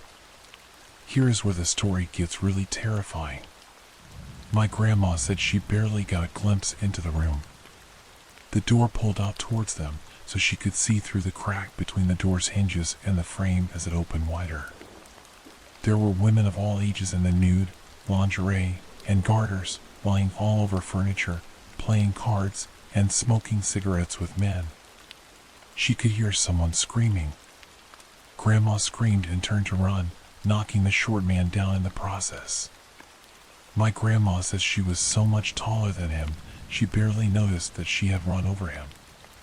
The tall man had already grabbed Judy, who was now screaming too, and with the help of another man, shoved her inside the room with the other women and slammed the door. Then they turned to help the short man chase my grandma down. She could hear them behind her, yelling to catch that woman, and that they would kill her when they caught her. She managed to get down the hall and out the door, then ran down the street screaming because she didn't know where she was or where a train station was to get away, and they were still chasing her. She ran into a little old man who was opening a newsstand, by the grace of God. He asked her what was going on, and when she pointed at the men, he pulled out a gun and started yelling at them to get out of there. They hightailed it back to wherever. The newsstand man helped her find a train station and gave her money so she could get back to the city. My grandma never saw Judy again. Her boss told her one day that a nice-looking light-skinned man came and picked up all of Judy's belongings from her place of work, which was also where she lived. He told them Judy wouldn't be returning to work and had found a new place to live. In a nutshell, my grandma avoided being abducted into a human trafficking ring. She says this has been going on for longer than the world wants to admit or know. For those of you who ask, like I did, why my grandma didn't call the police, you have to understand, my grandma didn't know where they took Judy or if they had been given real names. She didn't know the address or anything that would have helped find Judy. Also, being from Alabama back then, she did not have much faith that the police would help her and was afraid of what the men might do to her for meddling. She says she wishes she could have just convinced Judy not to go, and for a long time, she felt guilty about being the only one who got away. I'm glad she did, though. I might not exist if they had caught her.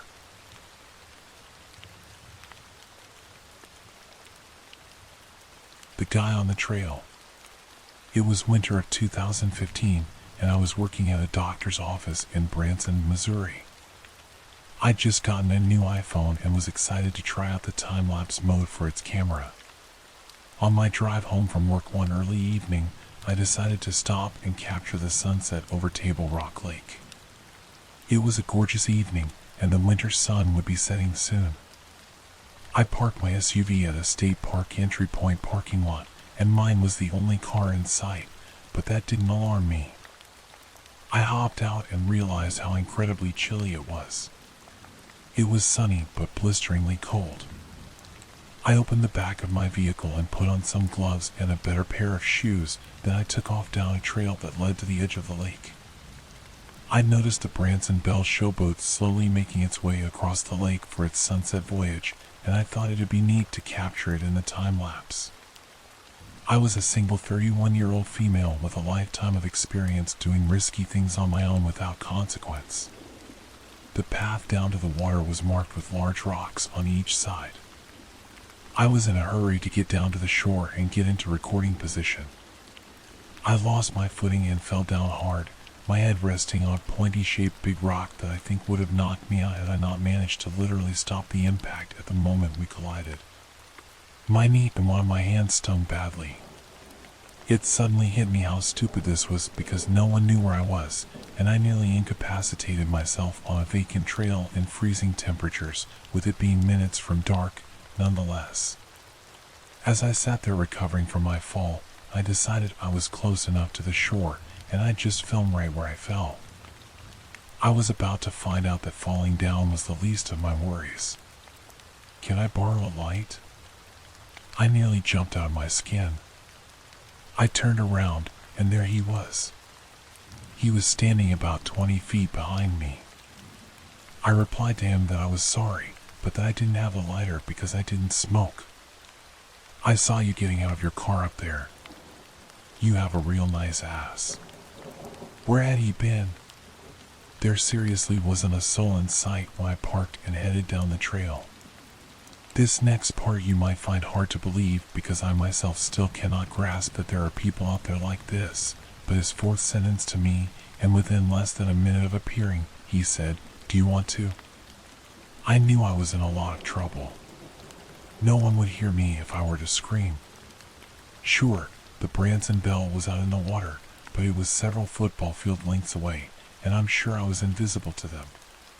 They wouldn't hear me over the sounds of the massive ship anyhow. Without missing a beat, I told him that it was too cold to do it outside, and we should go to my car to do it. I pretended to be interested. In my mind, I just knew I needed to get off this trail before the sun went down, and obviously, I'd abandoned capturing the sunset. I don't recall all the things he said during the walk up to the parking lot, but when he asked if he could touch my butt during the walk, I happily agreed. I knew it was a test. I still wasn't 100% sure he was going to let me make it off the trail, and anything I could do or say to please him on that walk was my ticket out. How had I gotten myself into this awful situation? God, I was stupid. Just please let me make it out of this, and I swear I'll be smarter. He kept his hand down the back of my pants for the rest of the walk. We made it to the parking lot, but much to my disappointment, I was still the only car there other than a vehicle that wasn't parked in a real spot and hadn't been there earlier. I knew it was his car. He'd been hiding and watching me, and then he pulled up to the trail entrance and left his car at it before he began following me. You may ask why I didn't call 911 on the trail. Well, he was watching my every move, and I wanted to make it off the trail unharmed and alive. I figured it being below freezing was a good excuse to refuse to do what he wanted to do out there on the trail, but please him by promising to do it somewhere warmer. Unfortunately, the parking lot was far enough off the regular highway that passing cars couldn't see it. My next mission was to make it to my own vehicle and escape. We were standing by his car, and he continued saying things that he was going to do to me that seemed too graphic for me to write about. I was still playing along. I tried to get his name and number out of him, but he refused on both. Why would someone refuse to give you even their name? He began unzipping his pants and trying to get me to do things to him, so I insisted we walk to my SUV. First, though, he grabbed something out of his car, and I never got a good look at it, but I'm pretty sure it was a handgun. We walked across the parking lot towards my car. I pushed unlock, knowing that only pushing it once would unlock the driver's side door. I had my keys in ready position. I jumped in as he was attempting to open the passenger door. I threw it in reverse and backed up as the tires spun on loose gravel. Then I put it into drive and floored it. I was too afraid to look in the rearview mirror. I called 911 and gave them his description. Oddly, he was a handsome enough guy. Stood about 6 foot tall, blonde hair, brown eyes, medium/fair skin, a slightly muscular build, and nice features. Probably around 25 to 30 years old. You wouldn't look at him and think anything remarkable or otherwise. I wasn't ever in a position to see his license plate, but I told them about his car. He drove an older, probably early 90s, pale blue car. It reminded me of my great-grandmother's Oldsmobile. I didn't even have a first name to give them. After taking down my information, I never heard from anyone regarding my report again.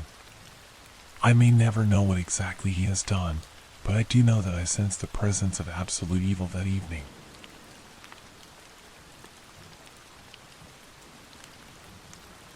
Creepster at the bar escalates into night of terror. I was 22, female, at the time. It was the day after Valentine's Day, and I'd just found out that the guy I was seeing was cheating on me. A coworker and I decided to grab some drinks at our favorite bar after work. We dropped my car off at home, which was 5 minutes away, and she drove. We were having a great time, and this cute guy was sitting near us and seemed to be alone. Since I was newly single, I thought I'd chat him up. He was nervous and seemed shy, so we invited him over to sit with us. He was a bit socially awkward, but he seemed harmless. We got to talking about what we did for work. He told us he was a parole officer and also helped the local police at times. He had loosened up, and he seemed all right. After a while, my coworker wanted to leave, and the guy said he could give me a ride to my apartment. I was a bit uneasy, but I did only live around the corner, and he did seem nice. So, she left, and we continued talking. All of a sudden, his face turned into what I can only describe as nightmarishly scary as he proceeded to tell me that I needed to be careful because there was a serial offender they were looking for. "Oh, okay, thanks," I said, thinking to myself. Well, I thought I'd certainly be safe with this shy, nervous, and socially awkward guy who didn't seem to fit the job he just told me he had, especially as he told me about the serial offender on the loose with that horrifying look on his face. Instead of listening to my alarm bells, I took him up on the ride home. I was too intoxicated to walk, and cell phones didn't exist at the time, so I thought, okay, it's only 5 minutes. We got to my apartment, and I got out of the car. He asked if he could use my bathroom. I told him no, my roommate was there, and I don't bring people she doesn't know into our home. He kept asking and getting irritated, and that's when my alarm bells screamed at me to get the hell away from him. The front door to the complex was locked, and you had to be buzzed in, or you were out of luck. I grabbed my key, ready to go, so I could quickly unlock the door. At this point, I decided to make a run for it, full-on sprint mode like I was Jackie Joyner-Kersee. I caught him off guard and had a good head start on him as he began to chase me. I shoved the key in the door, slammed it shut behind me, and bolted up the stairs like my life depended on it. I could hear him banging on the door as I reached the stairs. I ran all the way up 5 flights, burst into my apartment, locked the door, sat down, and cried as my roommate stared at me in horror. I didn't leave the apartment for 4 days, and I realized he was likely the serial offender he had mentioned in his story. I've never gone into that bar again.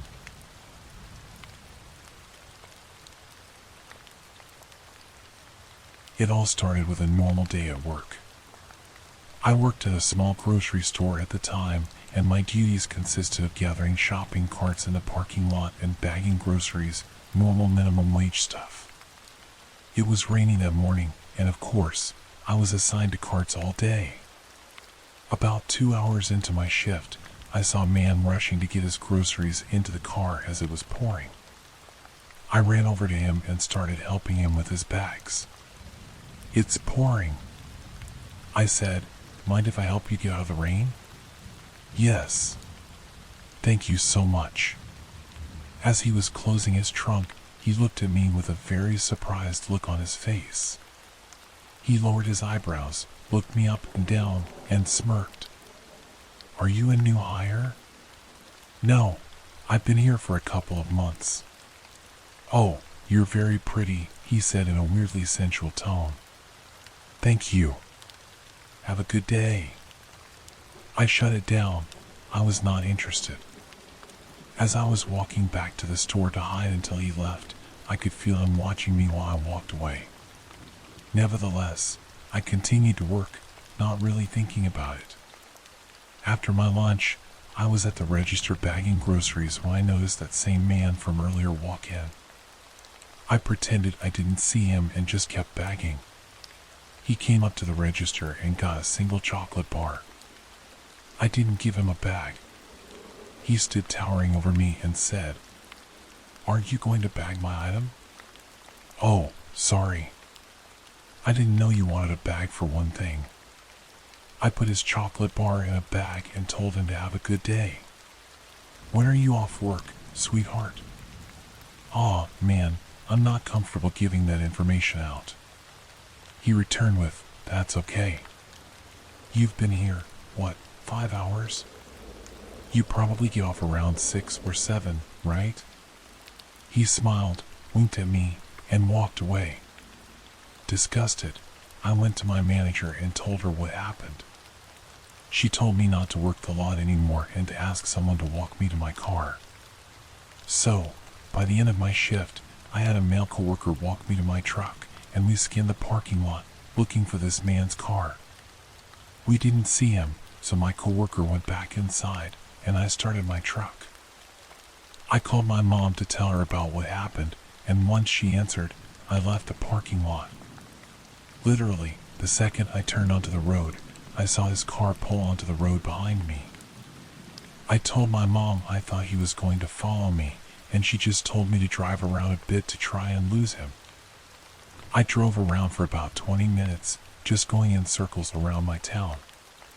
I hit a red light, and he pulled up next to me and started yelling something to me out his open window. I, of course, pretended he wasn't there, but I could still hear what he was saying. "You would bear some good kids for me.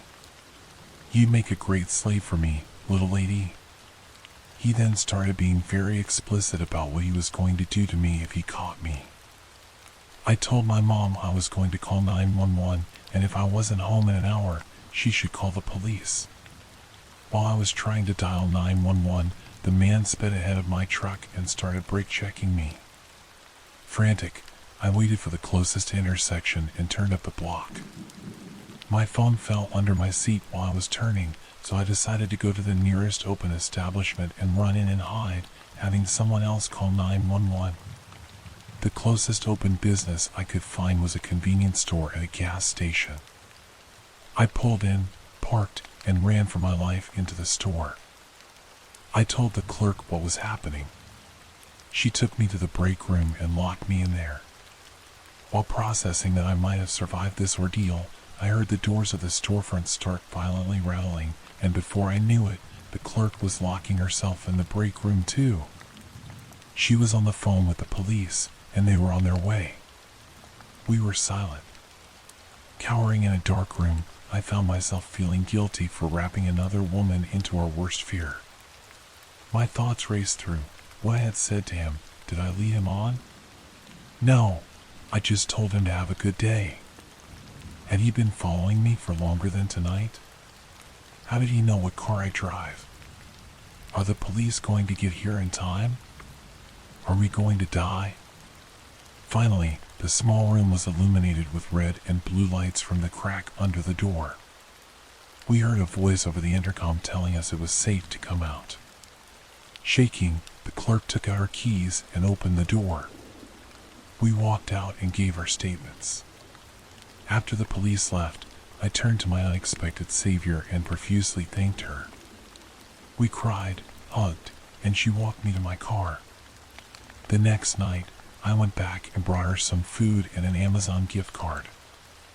I have been in a near-fatal car accident, 10 feet away from a mountain lion in the wild, and I'm a survivor of sexual assault. I can tell you, reader, with total honesty, I thought that was the end of my line. Thank you for reading. Stay aware, be cautious, stay safe.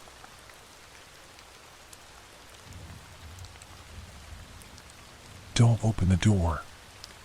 I used to work as a manager at a fast food place in a rather seedy part of a medium-sized city. I'd worked at the nicer location until they decided to transfer me, and there were rumors that the location I ended up at was going to be shut down, which did end up happening a few years after I finally left. Anyway, the point is that the place wasn't being well taken care of. The dining room was outdated, and the owners were certainly not updating or maintaining the place well. They were barely maintaining the most basic safety requirements, and sometimes they weren't at all. For example, I often worked the closing shift, which for this location at the time was 4 p.m. to midnight. Between 7 p.m. and 11 p.m., it was just me running the drive-thru and front counter by myself, with one employee handling the kitchen. At 11 p.m., that other employee would go home, and I was left alone to tidy up and do the deposit between 11 p.m. and 12 a.m. This wasn't really safe, and I'm not sure it was even entirely legal at the time. This was over a decade ago, so who knows? Just to provide a little context, I'm a girl, but I'm not what you would consider small. I'm 6 feet 0 inches, and during this time, I think people would probably say I came across as more than a little stern. I was younger, but I'd already spent years working in fast food, getting treated poorly by customers and having drinks and food thrown at me. The location I worked at was swarming with people using substances, drug dealers, and just general scary behavior. All this to say, I didn't get ruffled that easily, and I took a lot of things in stride. However, on this night, I was working the night shift with a new guy. He'd probably been working there for no more than a few weeks. I'd worked with him a few times before, but never the closing shift. From the first time I met him, I'd always gotten a strange vibe from him. And again, I'm not someone who, at the time, got ruffled easily. Prior to this, I'd worked with a night janitor at another location who had a substance addiction and a rather unpredictable, scary temper, as well as some creepy behavior from an introverted kid who barely spoke more than 2 words at a time, and when he did, it was always something about how much he disliked women, and me in particular, not an exaggeration. But this new guy, he was a whole different level of weird. He had a kid and professed to be a single father. He brought the kid around during the day, and the kid and his clothing were always really dirty. Like really dirty. Not only that, but the kid also occasionally had bruises on his head and arms. The kid was a toddler, and I know that toddlers can get into things, but one look at that kid and I knew those bruises weren't from just a little kid messing around. I never saw the new guy behave aggressively toward his kid, but I don't know, it was just a feeling. And that feeling translated into other things. I don't know, he was just creepy. It wasn't one thing in particular, it was just a feeling I got when I was around him. He was of medium height, stocky, and totally average in every way, but he just had a vibe about him. He was always friendly, never rude or aggressive, but his eyes were just lifeless, for lack of a better word. Anyway, on this night, I think he might have been called in to cover a shift for someone else. I was in charge of making the schedules most of the time, and I'm pretty sure I wouldn't have scheduled him to work a closing with me, since I found him so off-putting. The first part of the night was fairly normal. I ran the drive-thru and front counter, and he ran the kitchen between 8 p.m. and 11 p.m. He was talking to me, on and off, between orders, telling me about his ex and how he'd come to be a single father. Apparently, the mother of his child had a substance problem. In hindsight, I think a lot of what he said was meant to inspire sympathy. He really laid the troubled tale of him and his son on thick, but at the time, I just felt a little bad for both of them. Especially his kid, who I suspected was being mistreated. But despite being seen as stern, I was definitely still young and naive when it came to manipulative people. He told me that he moved to the city and immediately had trouble finding work before getting the job at the place we worked at. He said he'd been running out of money, was behind on rent and bills, and didn't have any formula for his son. At the time, I think I just empathized with him and said that sucked. We were both working in fast food, and I thought it was obvious that neither of us had any money. The place was bare bones, minimum wage, and I was barely getting by with 3 roommates eating mostly the free meal I was given from the restaurant every day. Anyway, he laid it on thick all night, but I don't know that I was really paying all that much attention to it. People tended to ramble when working the late shift, and I'd gotten used to listening to people spontaneously talk about their personal problems. I had a habit of just listening and not really reciprocating the sharing, and I guess this didn't really go over very well with the new guy. At some point, the new guy said something to the effect of, "You don't talk much, do you? I'm telling you my whole life story here, and you've got nothing to say?" I don't know if it was just that I was coming across as unsympathetic, or, more likely, that he was frustrated because I wasn't allowing him to manipulate me into giving up personal details about myself. As far as I was concerned, he was just someone I was working with, and I didn't know him. I didn't really want him to know me, and certainly, I wasn't about to start telling him anything that wasn't surface-level chit-chat. But the guy was really intimidating. Something about his tone was off. It definitely wasn't a jokey accusation or off-the-cuff comment. I can't remember exactly what I said, but I remember that I just tried to play it off somehow. He didn't say anything more about it, but after that, the silence between us seemed a little tense.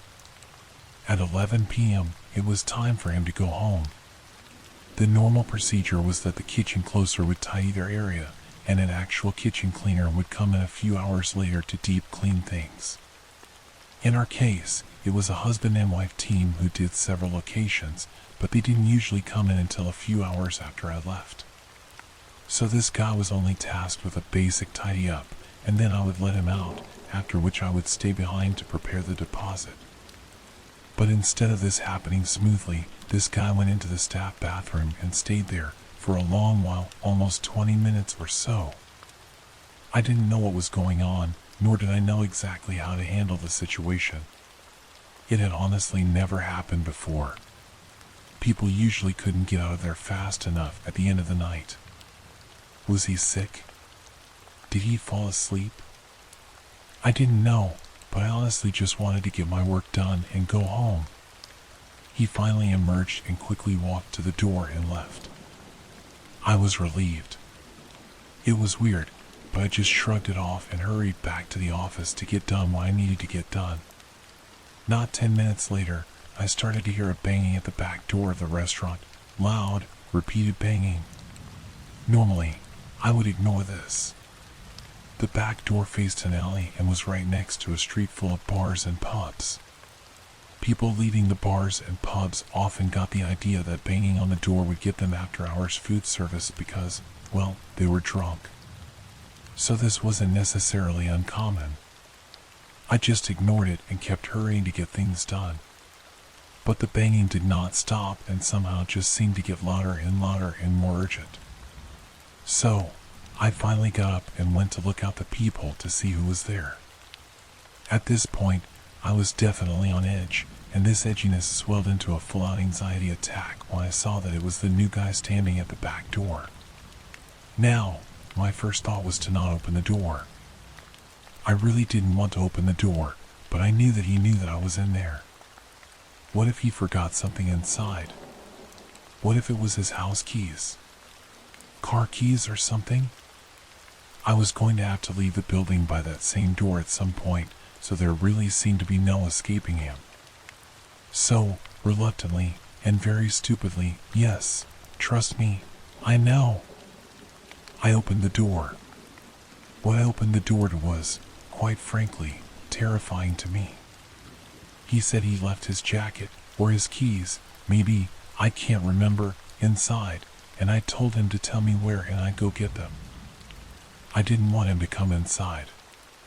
If this had been any other person I worked with regularly, this would have been no big deal. I'd let them back in, let them get whatever they left behind, and they'd take off, but I instinctively knew I didn't want this guy back inside, in the dark, empty restaurant with me. But the new guy was not having it. He pushed past me and said he'd get it himself.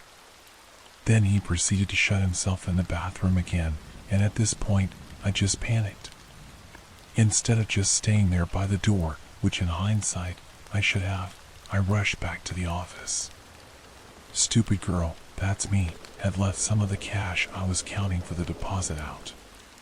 Question: what dummy would answer the back door at night at all, and especially with a till out? Well, this girl, I guess. This dumb girl. I managed to stuff the cash in the safe and lock it before he came to find me. The office was dark, it was summer, and the air conditioning was on full blast, but this guy was sweating a lot.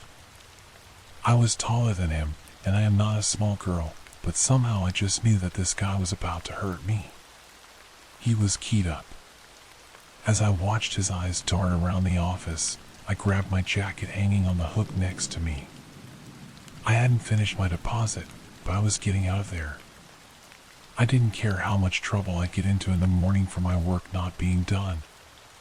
I smiled and told him that I was just leaving and that he could walk me out. I was really just trying not to show my panic. Whatever he had planned, I wanted to give him an out for him to rethink it. So I smiled, grabbed my purse, and started to move towards the door. New guy, who was standing in the doorway, did not budge though.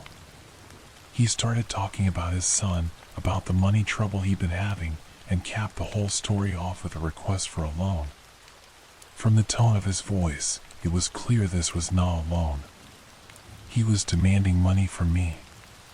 He said he would pay me back as soon as he got paid and that I'd really be helping him out. I didn't know what to do. He had me trapped. I wasn't leaving the office or the building unless he allowed it.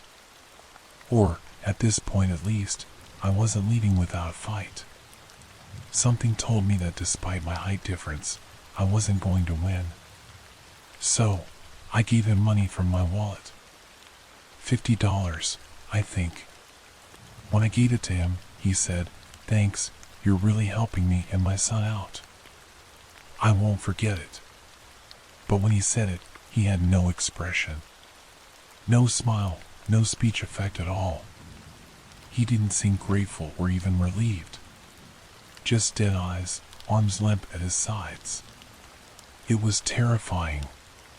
To this day, I don't remember how I got him to the door. All I remember was shutting the door behind him, making sure the door was securely locked, and rushing into the office to burst into tears. I didn't finish my work, but I stayed in there until I could force myself to leave out of the same door. I was sure he was going to jump me when I left. The thought never occurred to me to call the cops. I don't know why. I guess I just felt like nothing serious had happened yet. He'd asked me for money, and I'd willingly given it to him, despite the fact that I felt I had no choice and had been scared out of my mind. I only saw him one more time after that, but neither of us ever mentioned that night or the money. I don't know why I didn't ask for it back. I think I was embarrassed or scared or both. I don't know. I don't think I've ever told anyone in my life this story, or at least, if I have, I definitely left out the part where I gave him money and never got it back. Pretty quickly after that, he stopped showing up to his shifts, and I never saw him again. I don't believe in throwing words like psychopath around. I think people overuse psychological terms like that, making them just synonymous with anyone who is just horribly behaved, and there are a lot of varying degrees of terribly behaved people in this world, unfortunately. But after taking a lot of abnormal psych classes, I can say that there was definitely something about this guy's effect that was just wrong, for lack of a better term. I'd smile, he'd smile. I'd frown, he'd frown. It was almost like talking to someone pantomiming emotions. Maybe I'm just remembering it that way because it was such a terrifying experience for me. But the truth is, I've never been comfortable talking about this event, and to this day, when I do think about it, I feel just as uncomfortable as I did the day it happened more than a decade ago.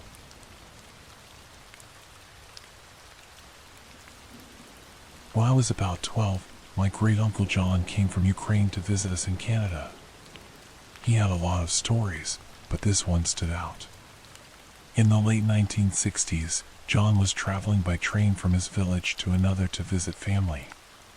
He had to change trains at one point and was dropped off at what amounted to a platform in a hut in the middle of nowhere. There was no one else at the station, and other than a dirt road that led off into the surrounding woods, there was nothing there. He waited for some time, but no train came. It was winter, and it was getting colder and darker. Just about the time he started worrying about a place to stay and something to eat, an old woman appeared out of the twilight. She asked if he was waiting for such and such a train, and when he said he was, she told him it wouldn't be long until the following day.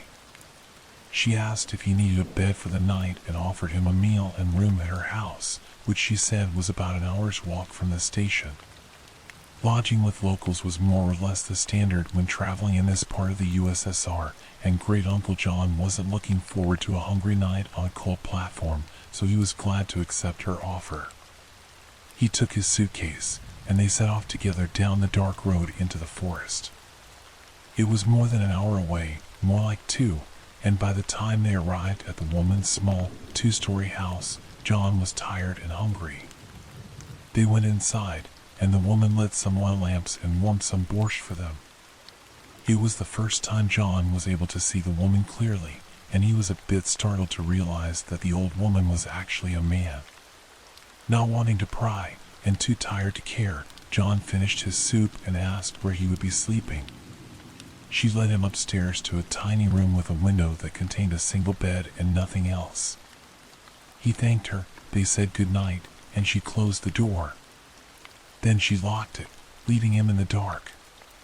Somewhat creeped out by this, John called to her, but she didn't answer, and he heard nothing else. Figuring he would deal with it in the morning, and that she had probably done it by mistake, John set his suitcase down and lay on the bed, deciding to make the best of it and get some sleep. Before he could fall asleep, though, he felt the urge to pee and got out of bed, hoping to find a chamber pot or something he could use. He got onto his hands and knees and began to feel under the bed in the darkness, thinking that's where the pot would be if there was one. Instead, he found a body. "Nope," great-uncle John said, and went straight to the window to see if he could exit the room that way. It was nailed shut. He knew that if he remained in the room, he was probably a dead man. But if he broke the window and tried to get out that way, there was a good chance that the old woman, and who knows who else was there, would hear him and come into the room before he could get away. So, he did the only thing he could do. He pulled the body from under the bed, heated onto the mattress, and covered it with the blanket. Then he got under the bed and waited. Sure enough, about an hour later, he heard footsteps coming slowly up the stairs and then toward the room. The lock clicked, and the knob turned slowly. In the gloom, John saw someone move toward the bed. Then he heard several terrific and sickening thuds. The person had bashed the body on the bed with a large crowbar, which they then dropped onto the floor right in front of John. There was silence, then the person went out of the room, and the door was shut again. The footsteps went down the stairs, and then there was silence again. John moved out from under the bed, took the crowbar, and was able to slowly pry the window open. He didn't say, but I imagine he was terrified the entire time. When the window was open, he threw his suitcase out, then dove through himself, not caring what was below him, only worried about what was behind. He landed without too much injury and began to run into a field behind the house towards some lights in the far distance. It turned out to be a highway with some military and transport trucks on it, and John was able to get a ride to another village where he could catch a train. He didn't bother reporting what had happened to the authorities, since at that time in the USSR, there was a distinct chance he would have been the one who got into trouble. He just thanked God he escaped and decided that the next time he traveled to visit relatives, he would take another route.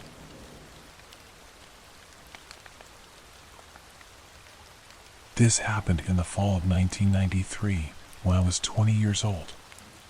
In the interest of context, This was before I started college, and I was working in the material prep department of a plastics factory on the night shift. I was the only woman in the department, and my male coworkers were initially skeptical that I could handle the job, but I proved myself and earned their respect. It was hard work, but on the plus side, it also put me in the best shape of my life. It was also around this time that I dumped my abusive boyfriend. He was verbally, emotionally, and physically abusive, as well as an alcoholic. This fact, more than anything, is probably why I got myself into this situation in the first place. I had just gotten off work, and it was about 1:30 a.m. My car was running on fumes, so I stopped at a local gas station to fill up. While I was pumping gas, a woman about my age approached me, looking nervous and scared. She said that she had been at her boyfriend's house, and they'd had a fight.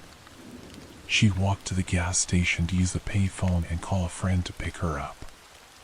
On her way to the station, a car pulled up as she was walking, and the guys inside started catcalling and harassing her. With a slight movement of her head, she indicated a car that was parked off to the side by the gas station dumpsters. I saw a large, light green car, like a Caddy or a Lincoln, with at least 2 or 3 shadowy figures inside. She said they threatened her, and she was too scared to call her friend and wait. The woman was neat, well-dressed, and didn't seem high, drunk, or anything like that. She just seemed really nervous and freaked out, so I didn't even hesitate. I finished pumping my gas and told her to hop in the car, that I'd take her home. At that time, on a weeknight, there was little traffic, so I booked it right out of the gas station and asked her where she lived. She kept twisting around in the seat to see if the car was behind us, and when I asked her to put her seat belt on, she ignored me and kept looking for the car. I assumed she was just scared. A few blocks down the road, however, I noticed she was looking around the car, and she started asking me about money. "Where's your purse? Where's your bag? I need money. You need to give me some money." My stomach sank. I have this woman in my car, and now she's going to rob me. Damn. But when I thought about it, robbery just didn't make much sense. I was driving a 1985 Chevette and was wearing my work clothes, a ratty t-shirt and jeans with combat boots. I did not look like a person with a lot of cash, primarily because I wasn't a person with a lot of cash. She twisted around in the seat again and started yelling, "There they are. There they are." She didn't sound scared anymore. I checked the rear view, and sure enough, the light green car was right behind me. She started cackling and bouncing up and down in the seat. "My boys are gonna mess you up, girl. They're gonna mess you up." She was laughing like crazy, opening the glove box, looking in the back for a bag or purse, telling me all the twisted things these guys were planning to do to me. Now, if I had been smart, I would have just driven to the police station. Actually, if I had been very smart, I would have called the cops from the gas station and waited with her until they arrived. That would have been the intelligent thing to do. Unfortunately, none of this crossed my mind until later. In the moment, I just got really, really angry. I realized 3 key things all at once. There was an intersection up ahead, with cars on either side waiting to cross, and the light had just turned yellow. I had a spare box cutter that I kept for work in the driver's side door compartment. The crazy woman still hadn't put on her seat belt. I didn't think. I floored it and passed under the yellow light just as it turned red. I glanced back to see if the green car was still behind me, but the cross traffic at the intersection had started to move and they hadn't caught up. The woman started yelling. I slammed on the brakes and she hit the dash and windshield with a solid and viciously satisfying crack. When she rebounded to the passenger seat, I had the box cutter in her face and was screaming some serious batshit crazy. I can't remember exactly what I said, but it was along the lines of, "Get the hell out. Get the hell out of my car before I cut off your face and make you eat it." The crazy screaming and box cutter combo worked. She grabbed blindly at the handle and popped the door open, and I started shoving and pushing her until she tumbled out the door to the curb. I stomped on the gas, got to the next turn, and squealed around it with the passenger door still open. I made a few more turns because I was afraid the green car might catch up to me. After a little while, I stopped to close the passenger door. Then I cut across town and got onto the highway to go home. I was on the highway for about 5 minutes before the shakes started. I pulled off to the shoulder to calm down and collect myself, and then I drove home. I told my older sister I was living with her temporarily after the breakup with my ex, everything that happened. She wrapped me in a tight bear hug while simultaneously yelling about how stupid I was for not going to the police. I've never been so glad to be yelled at in my life. The man in the yellow raincoat. So this is a story that happened to my mom's friend in Korea about 10 years ago. Every time I hear this story, I still get chills. My mom's friend lived in an apartment complex in Seoul. She was a stay-at-home mother with a young daughter, and her husband worked during the day. One day, she was coming home from running errands with her daughter and got onto the elevator in her building. When she got on, she noticed a man wearing a cap and a yellow raincoat. He kept his head low so she couldn't really see his face. She immediately felt very uneasy, so she made her daughter stand to her side, as far away from the man as possible. What made her feel even more uncomfortable was that when she pressed the button for her floor, no other number lit up. On top of that, she noticed that he was carrying something wrapped in newspaper close to his side. Things started to click in my mom's friend's head, and she began to panic. She decided to take out her cell phone and pretend she was calling home to her husband, who was obviously not at home and was at work. She started saying things like, "Oh, I'm on the elevator and about to get off. Can you get the door for me?" and made it seem like her husband was waiting at home. When the elevator reached her floor, I think she lived on the 12th floor or something, she quickly got off, grabbed her daughter, and started to walk as fast as she could to her apartment. She noticed that the man also got off on her floor and was slowly following her down the hallway. When my mom's friend reached her door, she started banging on it and shouting, "Hey, Yobo, husband/dear, I'm home. Please open the door." She pretended like her husband was coming to answer the door. Upon seeing this, the man in the yellow raincoat started walking back towards the elevator. When he seemed to be far enough away, my mom's friend quickly picked up her daughter, slid open her door's passcode entry, this is usually how people get into their homes in Korea, and started frantically punching in her key code. But the problem was that the buttons made sounds, so the man knew no one was going to answer the door for her. He turned around and started running back toward her. At this point, my mom's friend was practically screaming. When she finally got her door open, the first thing she did was throw her daughter through the door. As she got in herself, she saw the man was inches from the door, but she managed to shut it and lock it before he could wedge his hand or weapon into it. Afterwards, looking through the door's peephole, she saw that the man was walking away, back toward the elevator. Several months later, my mom's friend was watching the news and saw coverage on the capture of a serial killer named Ji-young Chol, who used to kill a lot of prostitutes. She told my mom that she could never forget the dread she felt when she saw the all-too-familiar yellow raincoat and hat he was wearing when apprehended. A home intruder came into my room one night. I am a 27-year-old woman, and this happened to me 9 or 10 years ago when I was a senior in high school. We lived in a pretty large house, but my siblings were all away at college or boarding school, so it was only my parents and me in the house.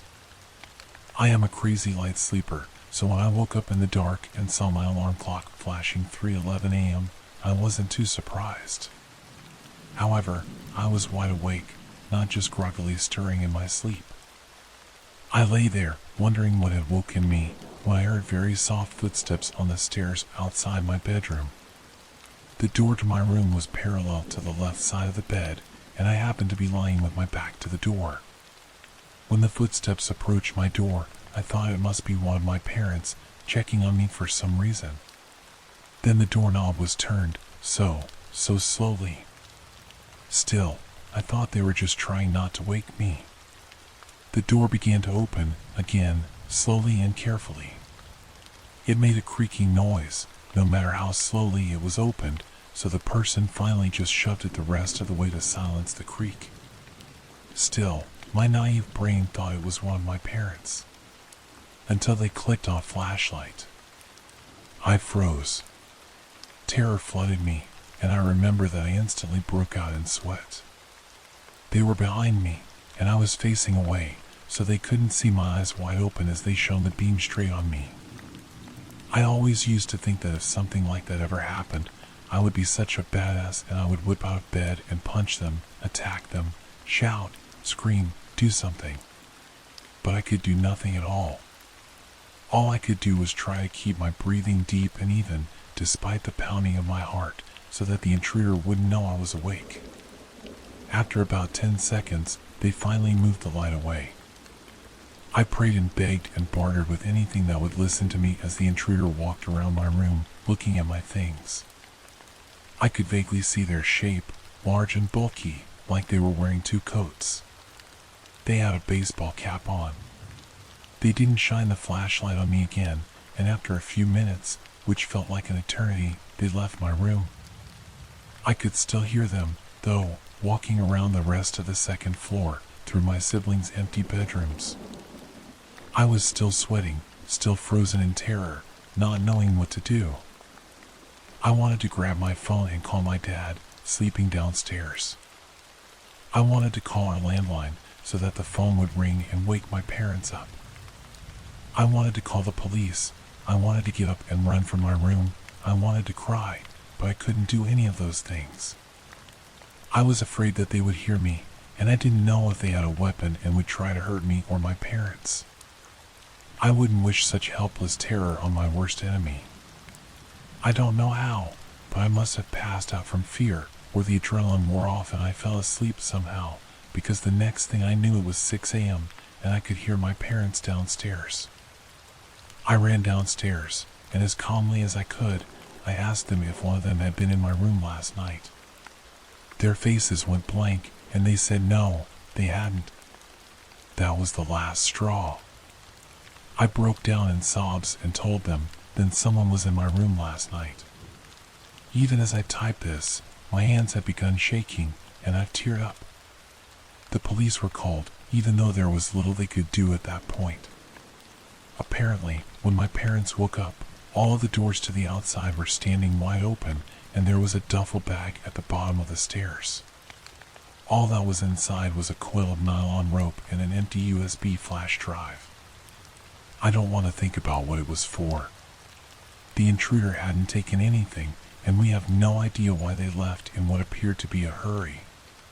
It took me about a week to be able to sleep in my own room, a sanctuary which felt violated and frightening to me now. I carried pepper spray, sleep with a machete next to my bed, and double-check my locks every night. Hopefully, this will never happen again, but if it does, hopefully, I won't freeze.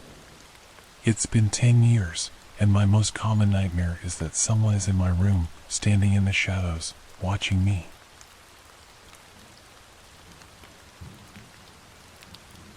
The Bag Lady. I have always had an innate fear of the night, not so much the dark, but the night itself. As a child, my imagination was overcome with stories of creatures that come alive at night and the safety offered by a house and light. I never had anything to base this fear on until one night when I decided to go with a buddy of mine to a baseball game and got stuck at a light at 2 a.m. after dropping him off at home. Of course, that night, the game went into extra innings, so I didn't get a chance to drop my friend off until well after 1 a.m. Everything was fine on the way home until I hit a light right before the street that led to my house. It was a T-junction, and I was turning left. The light was one of those that you think is broken, until it finally turns green right when you decide to just run it. Of course, I pulled up right as the light turned red. I would have just run the light, seeing as no one was there and it was closing in on 2 a.m. on a school night, but earlier that week, I had heard the phrase, "Character is what you do when no one is looking." And for whatever reason, that was the night I decided to prove to myself that I was a man of character. Big mistake. I pulled to a stop at the light, feeling good about myself, bordering on self-righteous, when I happened to look out my window to my left and noticed a lady sitting all alone on a bus bench. We made brief eye contact, and I quickly looked away. It was too late.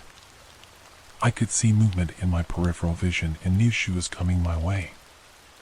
I looked out the window and noticed she was carrying a bag. I quickly checked that my doors were locked and all my windows were up. I then moved my right foot above the accelerator, just in case, and braced myself for what was to come. I was hoping it would be just an awkward exchange and praying for a quick light change before she reached me so I could just get out of there. I knew there was a slim chance of that. She walked right up to my window, put down her bag, and began to tap on the glass. I nervously looked up at her, and she motioned for me to roll my window down. I had automatic windows, so I just imagined pushing too hard on the button and the whole thing coming all the way down. I took a deep breath and lightly flicked it with my finger. The window moved microscopically, but she didn't seem to notice or care. She then leaned in and began to talk. She said, "My boyfriend beat me up. I have a friend who lives down the street. Can you give me a ride?" I should stop and give a brief physical description of the bag lady. She was small and skinny and of indeterminate age. She was either in her mid-20s and had lived a hard 20-plus years on the street, or she was a 60-something-year-old who had lived a moderately hard life on the street. All that to say, just by looking at her, there was no way to verify her story. She looked beaten down by life, not just by a boyfriend. But there was something about her delivery. It was robotic, practiced, and disconnected from the moment that made my skin crawl.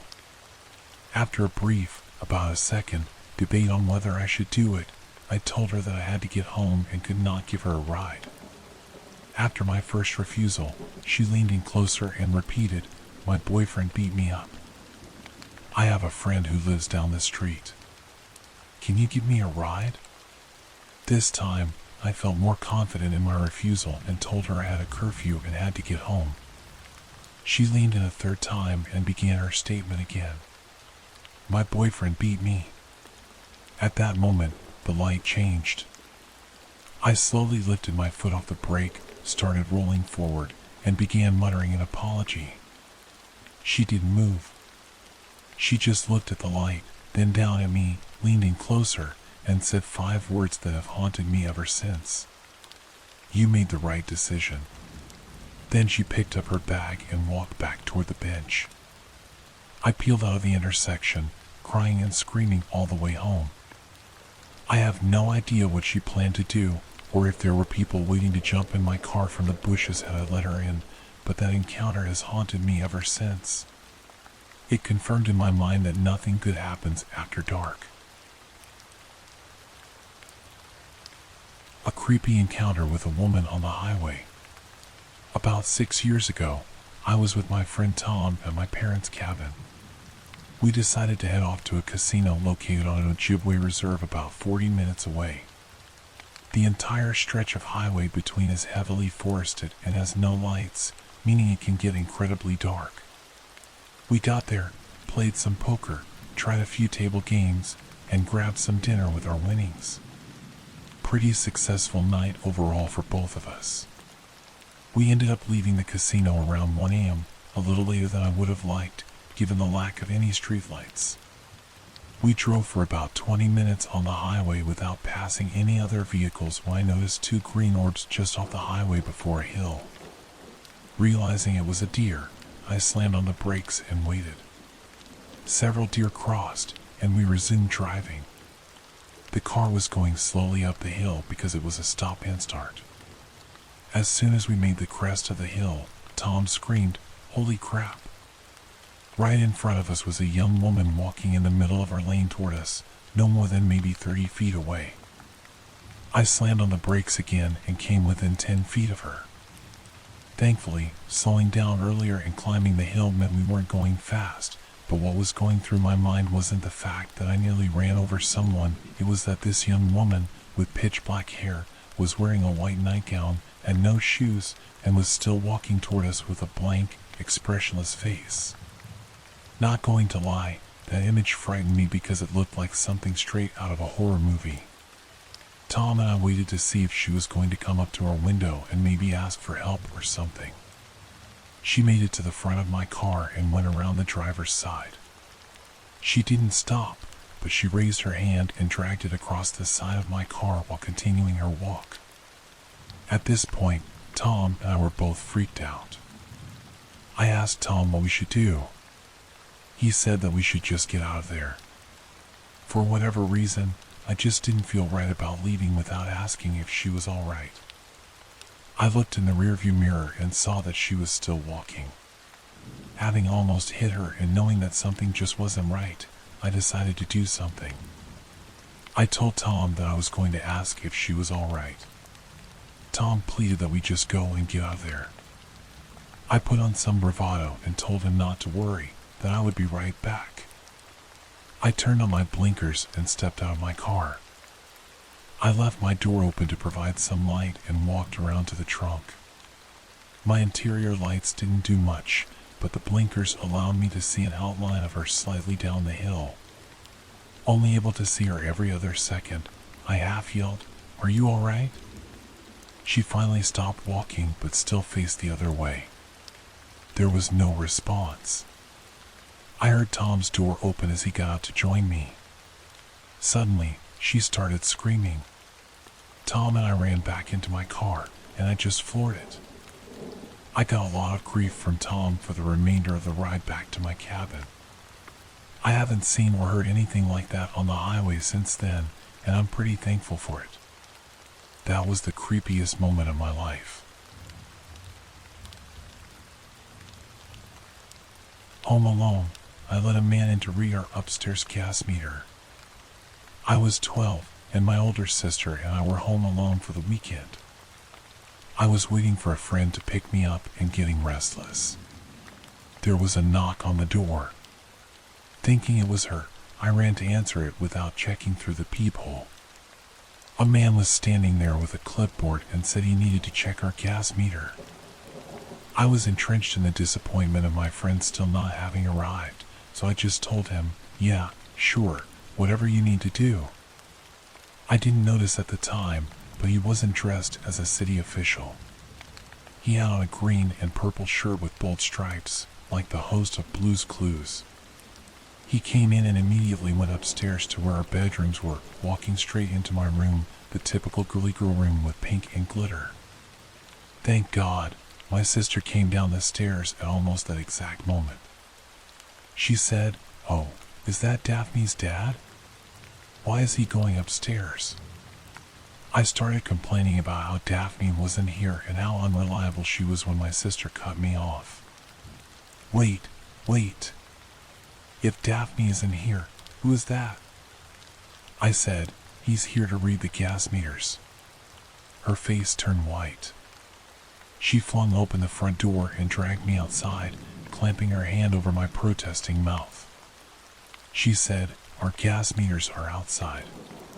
Neither of us had a cell phone, it was the 60s, and we obviously weren't going back into the house to call authorities on the landline. Then, my ever-resourceful sister had a stroke of genius. A man was walking right by our house, and she motioned him over. She called loudly into the house, "OH, Dad, it's good you're home. A man from the city is here to read the gas meters upstairs." Just like she'd hoped, the man on the street said, "What are you talking about?" The man in the striped shirt bolted out of the house. The man on the street asked us repeatedly if we were okay, if we needed him to stay and wait in the yard with us until our parents came home. He was very sweet. We were so startled that we barely thanked him before slamming and locking the doors and windows. As irate as my sister was that I let someone in the house, she begged me not to call the authorities because our parents had left her in charge and she worried she'd be in trouble.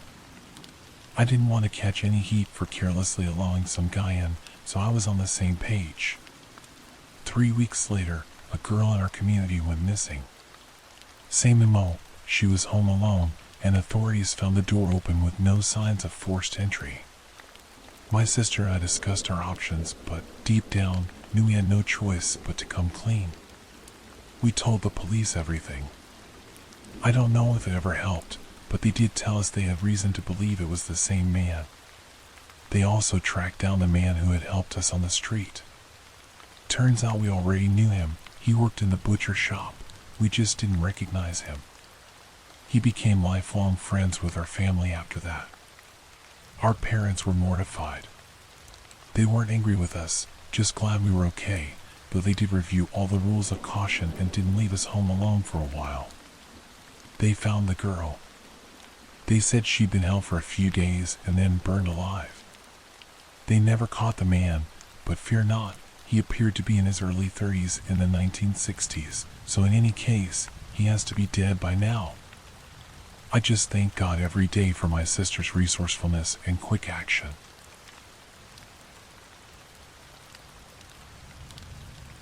My girlfriend and I took some time out to do some backpacking and travel the world. We went to some incredible places and met interesting people, but our most interesting story is probably this one.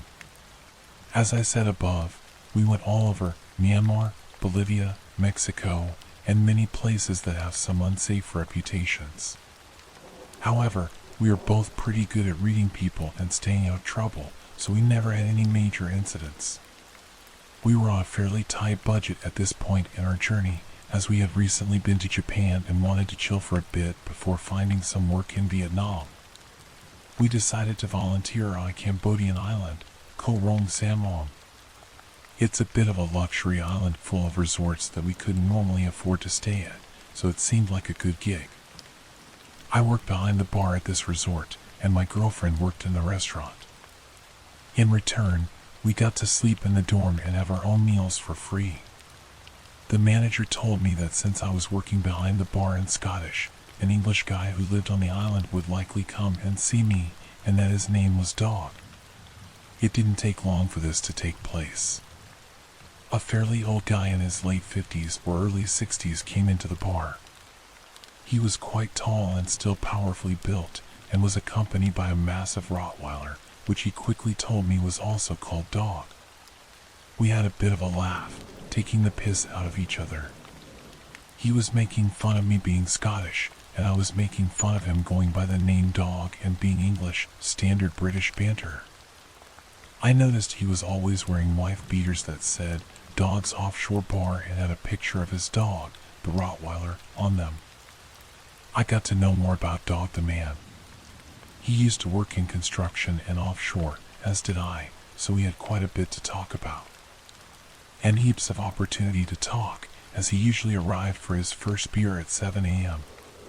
He was clearly an alcoholic, but he never struck me as a bad person early on, just a sadly complicated one, like when you talk to someone who's homeless. Anyone who's ever been to Vietnam, Thailand, Cambodia, or any Southeast Asian country will understand how rare it is to see a dog that's not some kind of street mutt or tiny pet. Dog's huge dog would stand out even in Europe, however. Even for a Rottweiler, it was huge. Massively muscular, with a metal chain to give some semblance of control if it was to kick off. I really like dogs, so I was quite interested in what this huge dog was doing on the island and always made sure to have some water out for it. It was friendly enough, but never left its owner's side and seemed to be a working dog. In terms of its intensity, it was clearly a guard dog. It turned out the dog was actually a Finnish substance dealer's dog, and Dog, the person, had bought him. He told me the dog had an attack command, and he kept him primed by using it often on other island dogs. He told me it had killed multiple dogs this way. I didn't believe this at first, but there was an island dog the manager would often leave food out for, and this dog would come near the bar, usually when Dog's monster dog wasn't about. But that night, he must have been hungry enough to brave it, and Dog hissed the command. The Rottweiler bounded for the island dog, knocking over chairs and all sorts until he was called off. It was pretty scary. One night, I was sitting at the bar talking with Dog about this job I would be taking on soon at a digital marketing company. I was in talks with the CEO at this company at the time. It was for a digital marketing job in which I would work from home or coffee shops, updating and improving websites. He said it sounded made up and that the company was likely some kind of con to get my bank details. I told him it was a real company and that I had Googled it. He was really drunk at this point, and the restaurant was now closed, so my girlfriend joined us, and we were all having a beer at the bar. He told my girlfriend how I believed everything I read online and how I shouldn't do that. He said people publish all kinds of made-up stuff on there, and I asked what he was referring to. He said, "Never Google me." So I was like, "How could I Google you? Your name is Dog." "If I Googled you, I would just see a picture of an Alsatian," I said. But then I remembered those tops he wore, Dog's offshore bar, so I told him, "I am going to Google you," laughing. He was getting quite annoyed, but at this point, other than owning a weaponized canine, I thought he was pretty harmless. I was wrong. I began reading aloud the interesting things I found out about his bar and related stories. One of particular interest was about a conviction. The joking and laughing stopped, and I quickly stopped reading aloud. I looked quickly to my girlfriend, and I could see the smile leave her face as she realized we were drinking with a killer. It turned out this guy had murdered his Thai wife and then been briefly imprisoned before paying bail. You can pay bail for murder in Thailand, and then fleeing the country before trial. He had stabbed her, and his alibi to the police was that he couldn't have killed her because he was with a ladyboy on the beach at the time. He told us that he had been framed and that his wife's ex was in the police and he had killed her for moving on, etc., etc. I was nodding along to everything he said and trying my best to show that I agreed with him while making sure the machete I used to open up coconuts for cocktails was within easy reach should his beast be given any command words. He told us about how hard it was being one of the few white guys in Thai prison, how he had to attack guards to get into solitary confinement, and they then beat him mercilessly. He told us they used to leave Shanks in his room and put him in the yard with pedophiles for him to kill. He said he had killed before he went to prison and that he killed while he was inside, but he did not kill his wife. His wife was a Thai prostitute he met while trafficking women from Thailand to Singapore on his boat, the same one he used to flee Thailand after his arrest and set up his bar, Dog's Offshore Bar, with the tagline, "Dogs welcome, wives must be kept on leashes or under control." We both acted like we believed him, and eventually, he left. The whole night, however, I was waiting next to the door for him and his dog to come for us. I even propped a bin up against the door so anyone coming in would knock it over, giving us a chance to react. I nearly attacked my friend when he came in, it was messed up. We quickly decided to leave after this and only saw Dog again once more. My girlfriend was opening a can of coconut milk for a curry, and he came by and jokingly asked if she needed a knife, patting his back pocket. The guy is known as Mick the Pom or Mick the Dog, if you want to Google this. If you Google Dog's Offshore Bar, you'll see what I did. He was living in a tent on the island with his dog, keeping watch while he slept.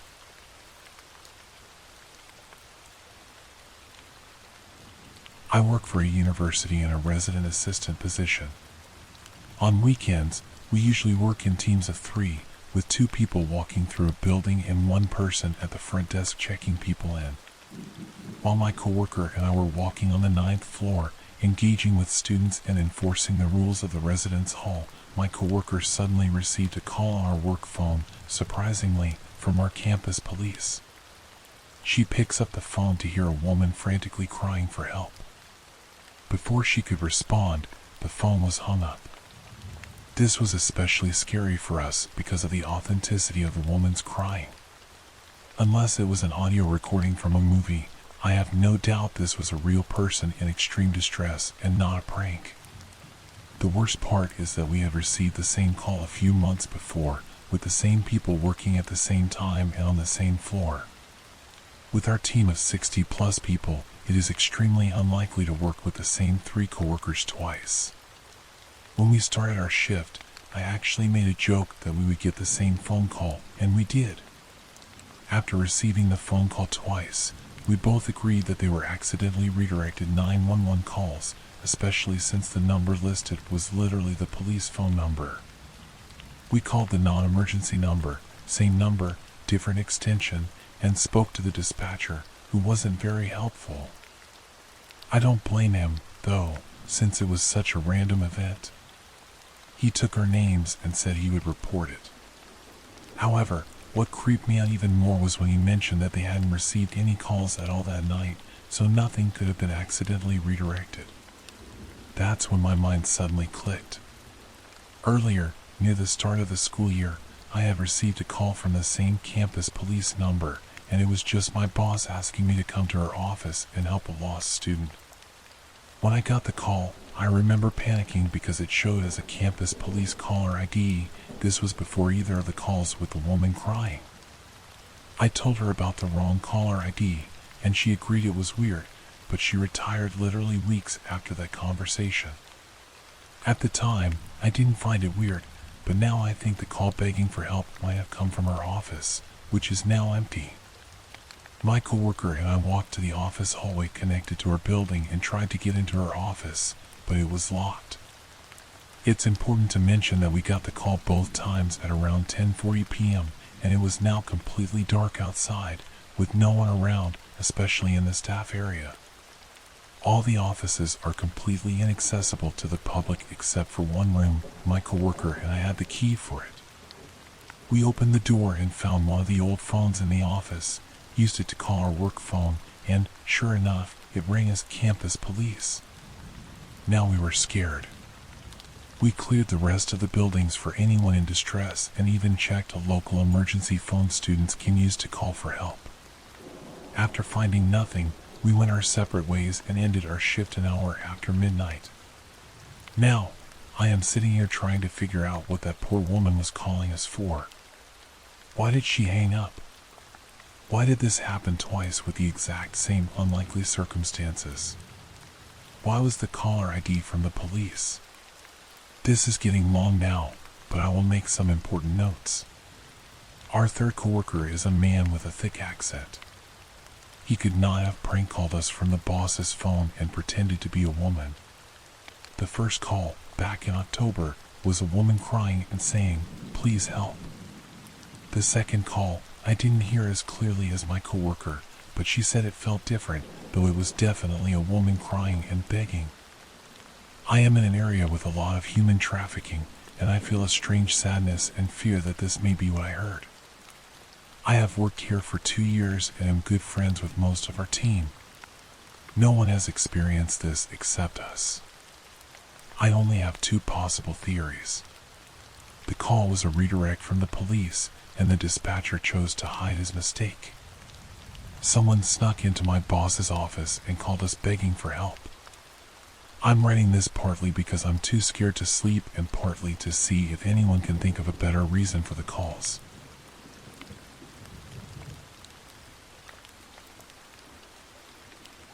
In the summer of 2020, my friends, Alex and Violet, and I decided to go on a mountain vacation. COVID cabin fever had hit us hard, and we were desperate to get out. We settled on a mountain estate and planned to camp and hike at several different locations. For one night, we thought it would be fun to book a cabin in the woods. Violet's parents had rented a fire tower once and loved it, but a cabin beside a fire tower was all we could find. It was cheap, clean, and secluded. Excited to have a night where we could be as obnoxious as we wanted, we booked it. In the weeks leading up to the trip, we decided it would be a great idea to take substances at the cabin. Violet bought an entire sheet in preparation for our arrival, and it was tucked in our bag as we pulled out of the driveway to make our way to the cabin.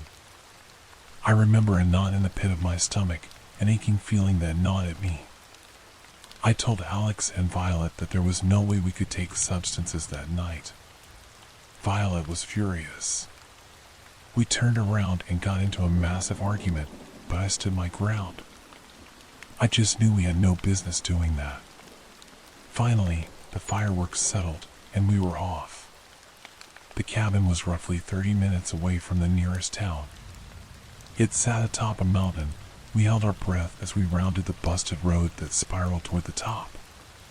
There were no pull-offs, no other campsites, just a long, winding road that led us to the cabin at the peak.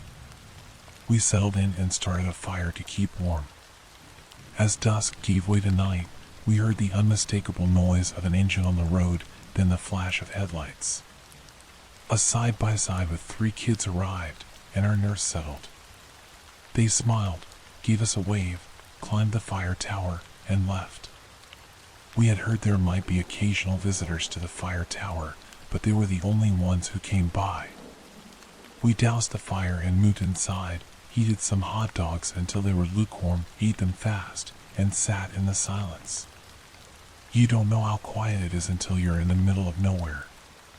You can hear every rustle of the leaves, the whisper of the wind through their branches. You get so used to white noise living in the city, there's always the hum of an air conditioner or the dim roar of traffic to focus on. Here, the closest thing to white noise was the sound of our own breathing. We jumped at every noise, too frightened to speak to one another, and finally, I had enough. I cracked a few wine coolers, passed them to Alex and Violet, and slapped a board game down on the table between our bunk beds. It didn't take long for us to loosen up, and soon we were laughing, having the raucous good time we had envisioned, much soberer than we thought, but just enough to ignore the rumble of the woods. Later, we all recalled hearing noises in the background, the snap of a twig, the dim rumble of an engine. None of us wanted to rupture the air of nonchalance between us, so we ignored it. Until a human hand reached up to the window between us and slapped it 3 times. We screamed in an instant. Alex called 911, put them on speakerphone, and handed his cell to me. He grabbed pokers from the fireplace and passed them out. Violet started calling family members and saying her last goodbyes. I held my breath and listened for any more noise. Whoever this was, whatever this was, had heard us call 911, and now they were being careful to make a silent retreat. Dispatch arrived 20 minutes later, a lucky thing for a 1 a.m. emergency call, and had their dogs comb the mountain. Nothing. They suggested it might have been a bear, but I could tell from their faces that they didn't believe that for a second. We had barely cooked those hot dogs, and why would a bear smack the window by a couple of screaming kids rather than go for the pan we had used? Why would a bear knock on the window like a human? Why, when we screamed, did the bear make a stealthy retreat? They had no answers. But they had one anecdote. As they sped to us, they came across a car at the base of the mountain, but that was the only sign of life they had seen. I remember my blood running cold, but Violet and Alex were too frazzled to absorb the weight of what they had just heard, too dizzy with a new horror. Violet's car, thoroughly dusted from our drive up the mountain, was covered in handprints. Handprints that didn't match ours. Handprints that touched places we hadn't. We grabbed our stuff by the armful and threw it inside, desperate to remove every part of ourselves from that mountain. We followed the police, grateful with every pothole that took us farther and farther from that wretched cabin. We made it down in record time and found lodging at a seedy hotel that reeked of cat piss. I couldn't sleep. The thought of that car on the road rang in my head. Remember, there was nothing else on that mountain. It was a narrow road to the top, no pull-offs, no other campsites. There was the fire tower. Maybe a visitor decided to spook us during their late-night excursion? But the kids from earlier, we had seen their headlights. Whoever did this had stopped their vehicle further down the road and hiked the rest of the way. They didn't want to be spotted. They wanted silence. Secrecy. Whoever this was hadn't been looking for a cheap scare. They had planned this. I don't think I'll ever know what the person on the mountain wanted from me. I don't know if it was a practical joke or the beginning of a night of terror. I'm grateful for Alex's quick thinking in calling 911. I wonder if our visitor knew we had service. It had certainly been a welcome surprise to us. Perhaps that was a wrench in his plan. Enough to spook him before he could make things ugly.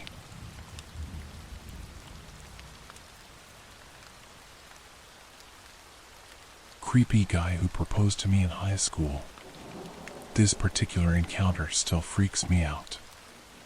I know how horrible it could have ended, and I sometimes thank my crippling social anxiety as well as general common sense for preventing the worst.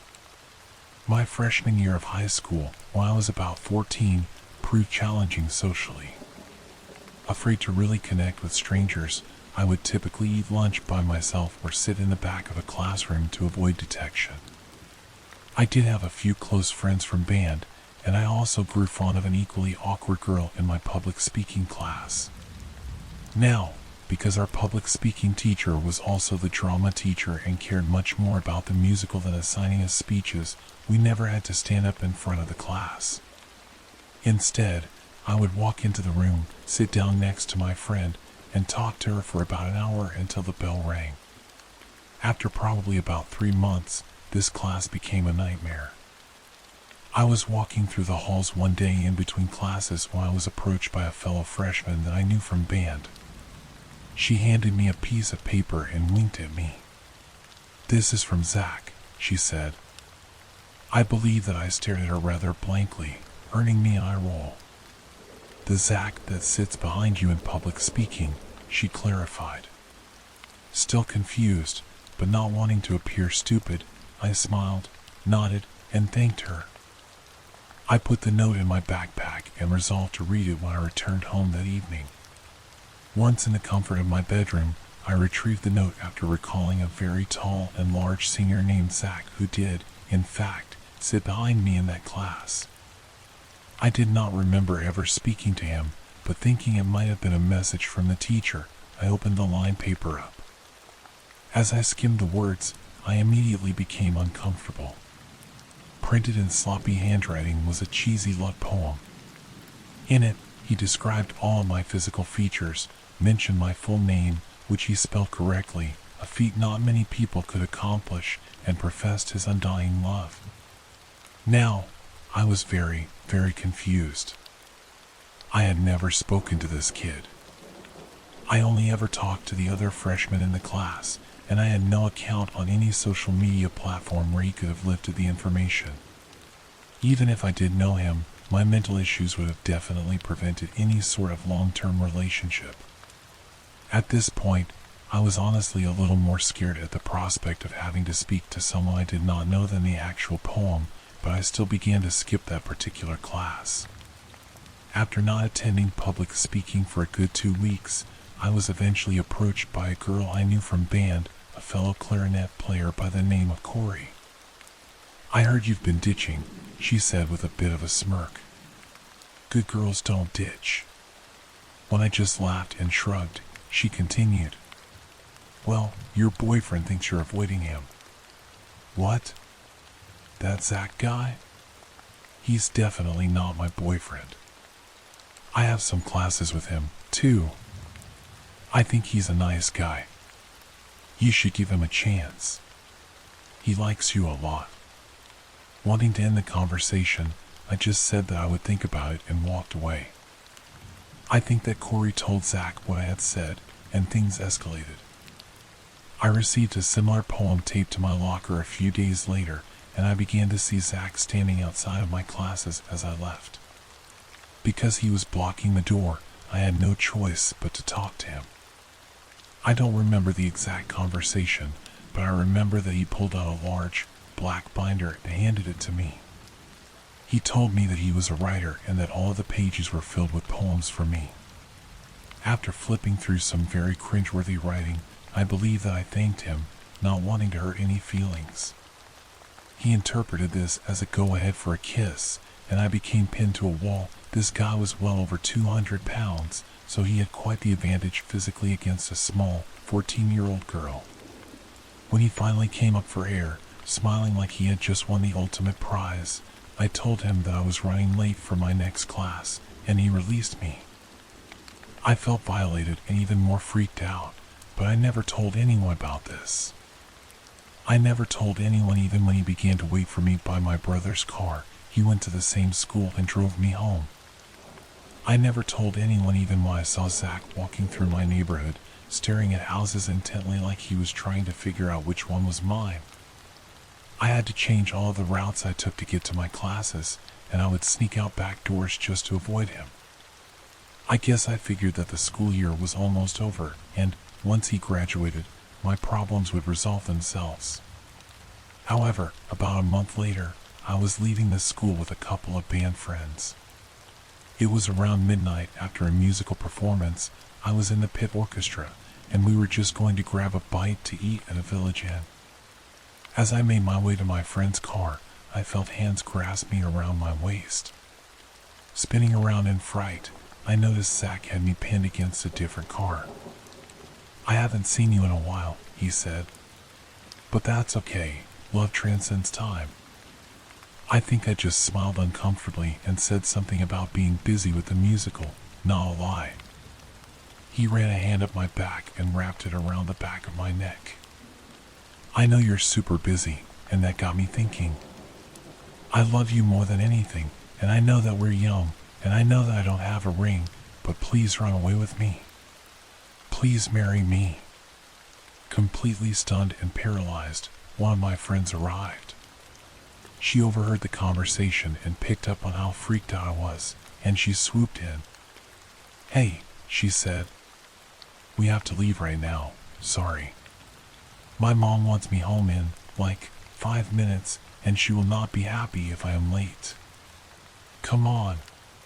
She grabbed my arm and wiggled my body free from Zach. "Wait, so, will you?" Zach asked as my friend dragged me away. I said something stupid about having to think about it, and I made it into my friend's car without any other problems. We laughed and joked about it later, but it scared me enough to take my cautiousness to the next level. For the rest of the school year, I made complex plans on how to travel between classes so I would not see him, and I made sure that I walked to and from any car with a group of people. Again, I never told anyone, even though an 18-year-old adult man proposing to and stalking a young girl was more than not okay. I wish I had, though, and I wish it ended there. A few years ago, when I was about 21, I was scrolling through my Facebook page when, all of a sudden, messages from people I had not talked to in years began flooding in. They all said something along the lines of, "Holy crap, this is creepy. Oh my God, are you okay?" And they included links to a news article. Apparently, Zach had been arrested for possessing inappropriate material and for multiple offenses against minors. A couple of the girls mentioned in the article I even knew from high school. I was pretty decent friends with them, too, even though they were freshmen while I was a senior. I just hoped that he did not hurt them because they were friends with me. He is in jail now for a very, very long time. However, if you search my name through Google, you will still find books that Zach actually published containing hundreds of poems that he dedicated to me. But I am honestly just glad that he is locked up and unable to hurt any more girls.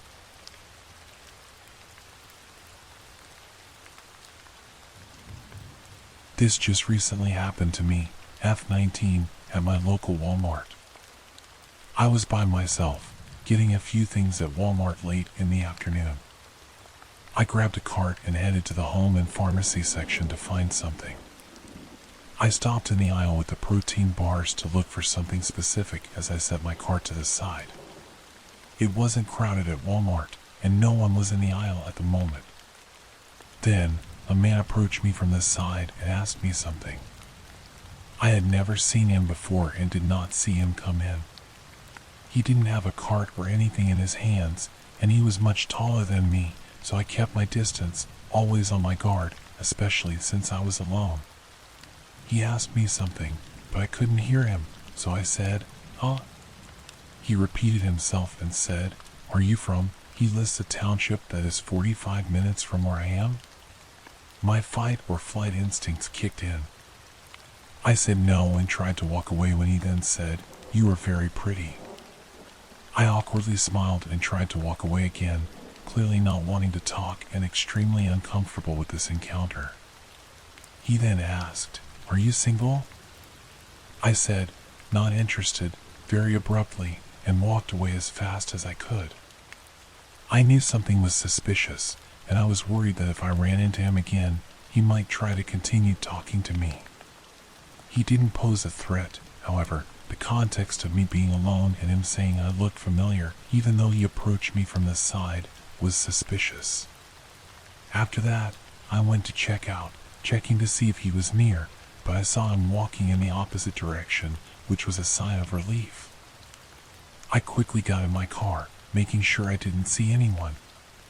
He could have been harmless, but my instincts and his body language hit a red flag for me.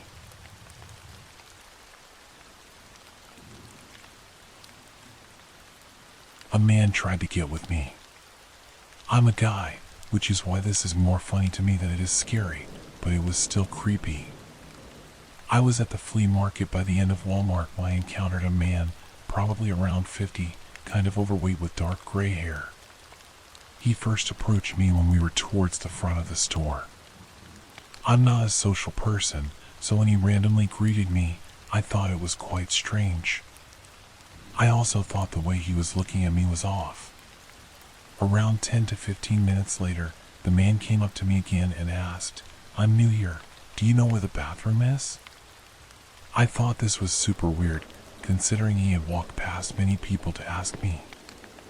I replied, "I haven't been here before. I think it's over there," and he walked away. I'm very judgmental about people, and even told myself maybe I was overthinking it, but I need to keep my distance from him. At this point, I was almost done in the store and didn't see him again until I got into my car. He must have been watching because, from where he was in the store, for him to walk out when I did seemed strange.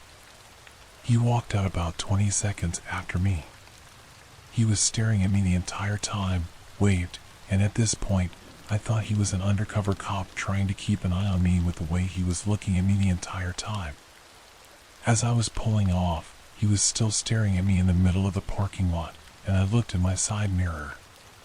He was standing there, staring, sucking on his index finger, and waving for me to come back. I wish I would have recorded him or gone back to see who he was, but I was just too in shock. I just drove off. Should I report this to the store or what should happen? Honestly, I feel like people need to be aware of this guy.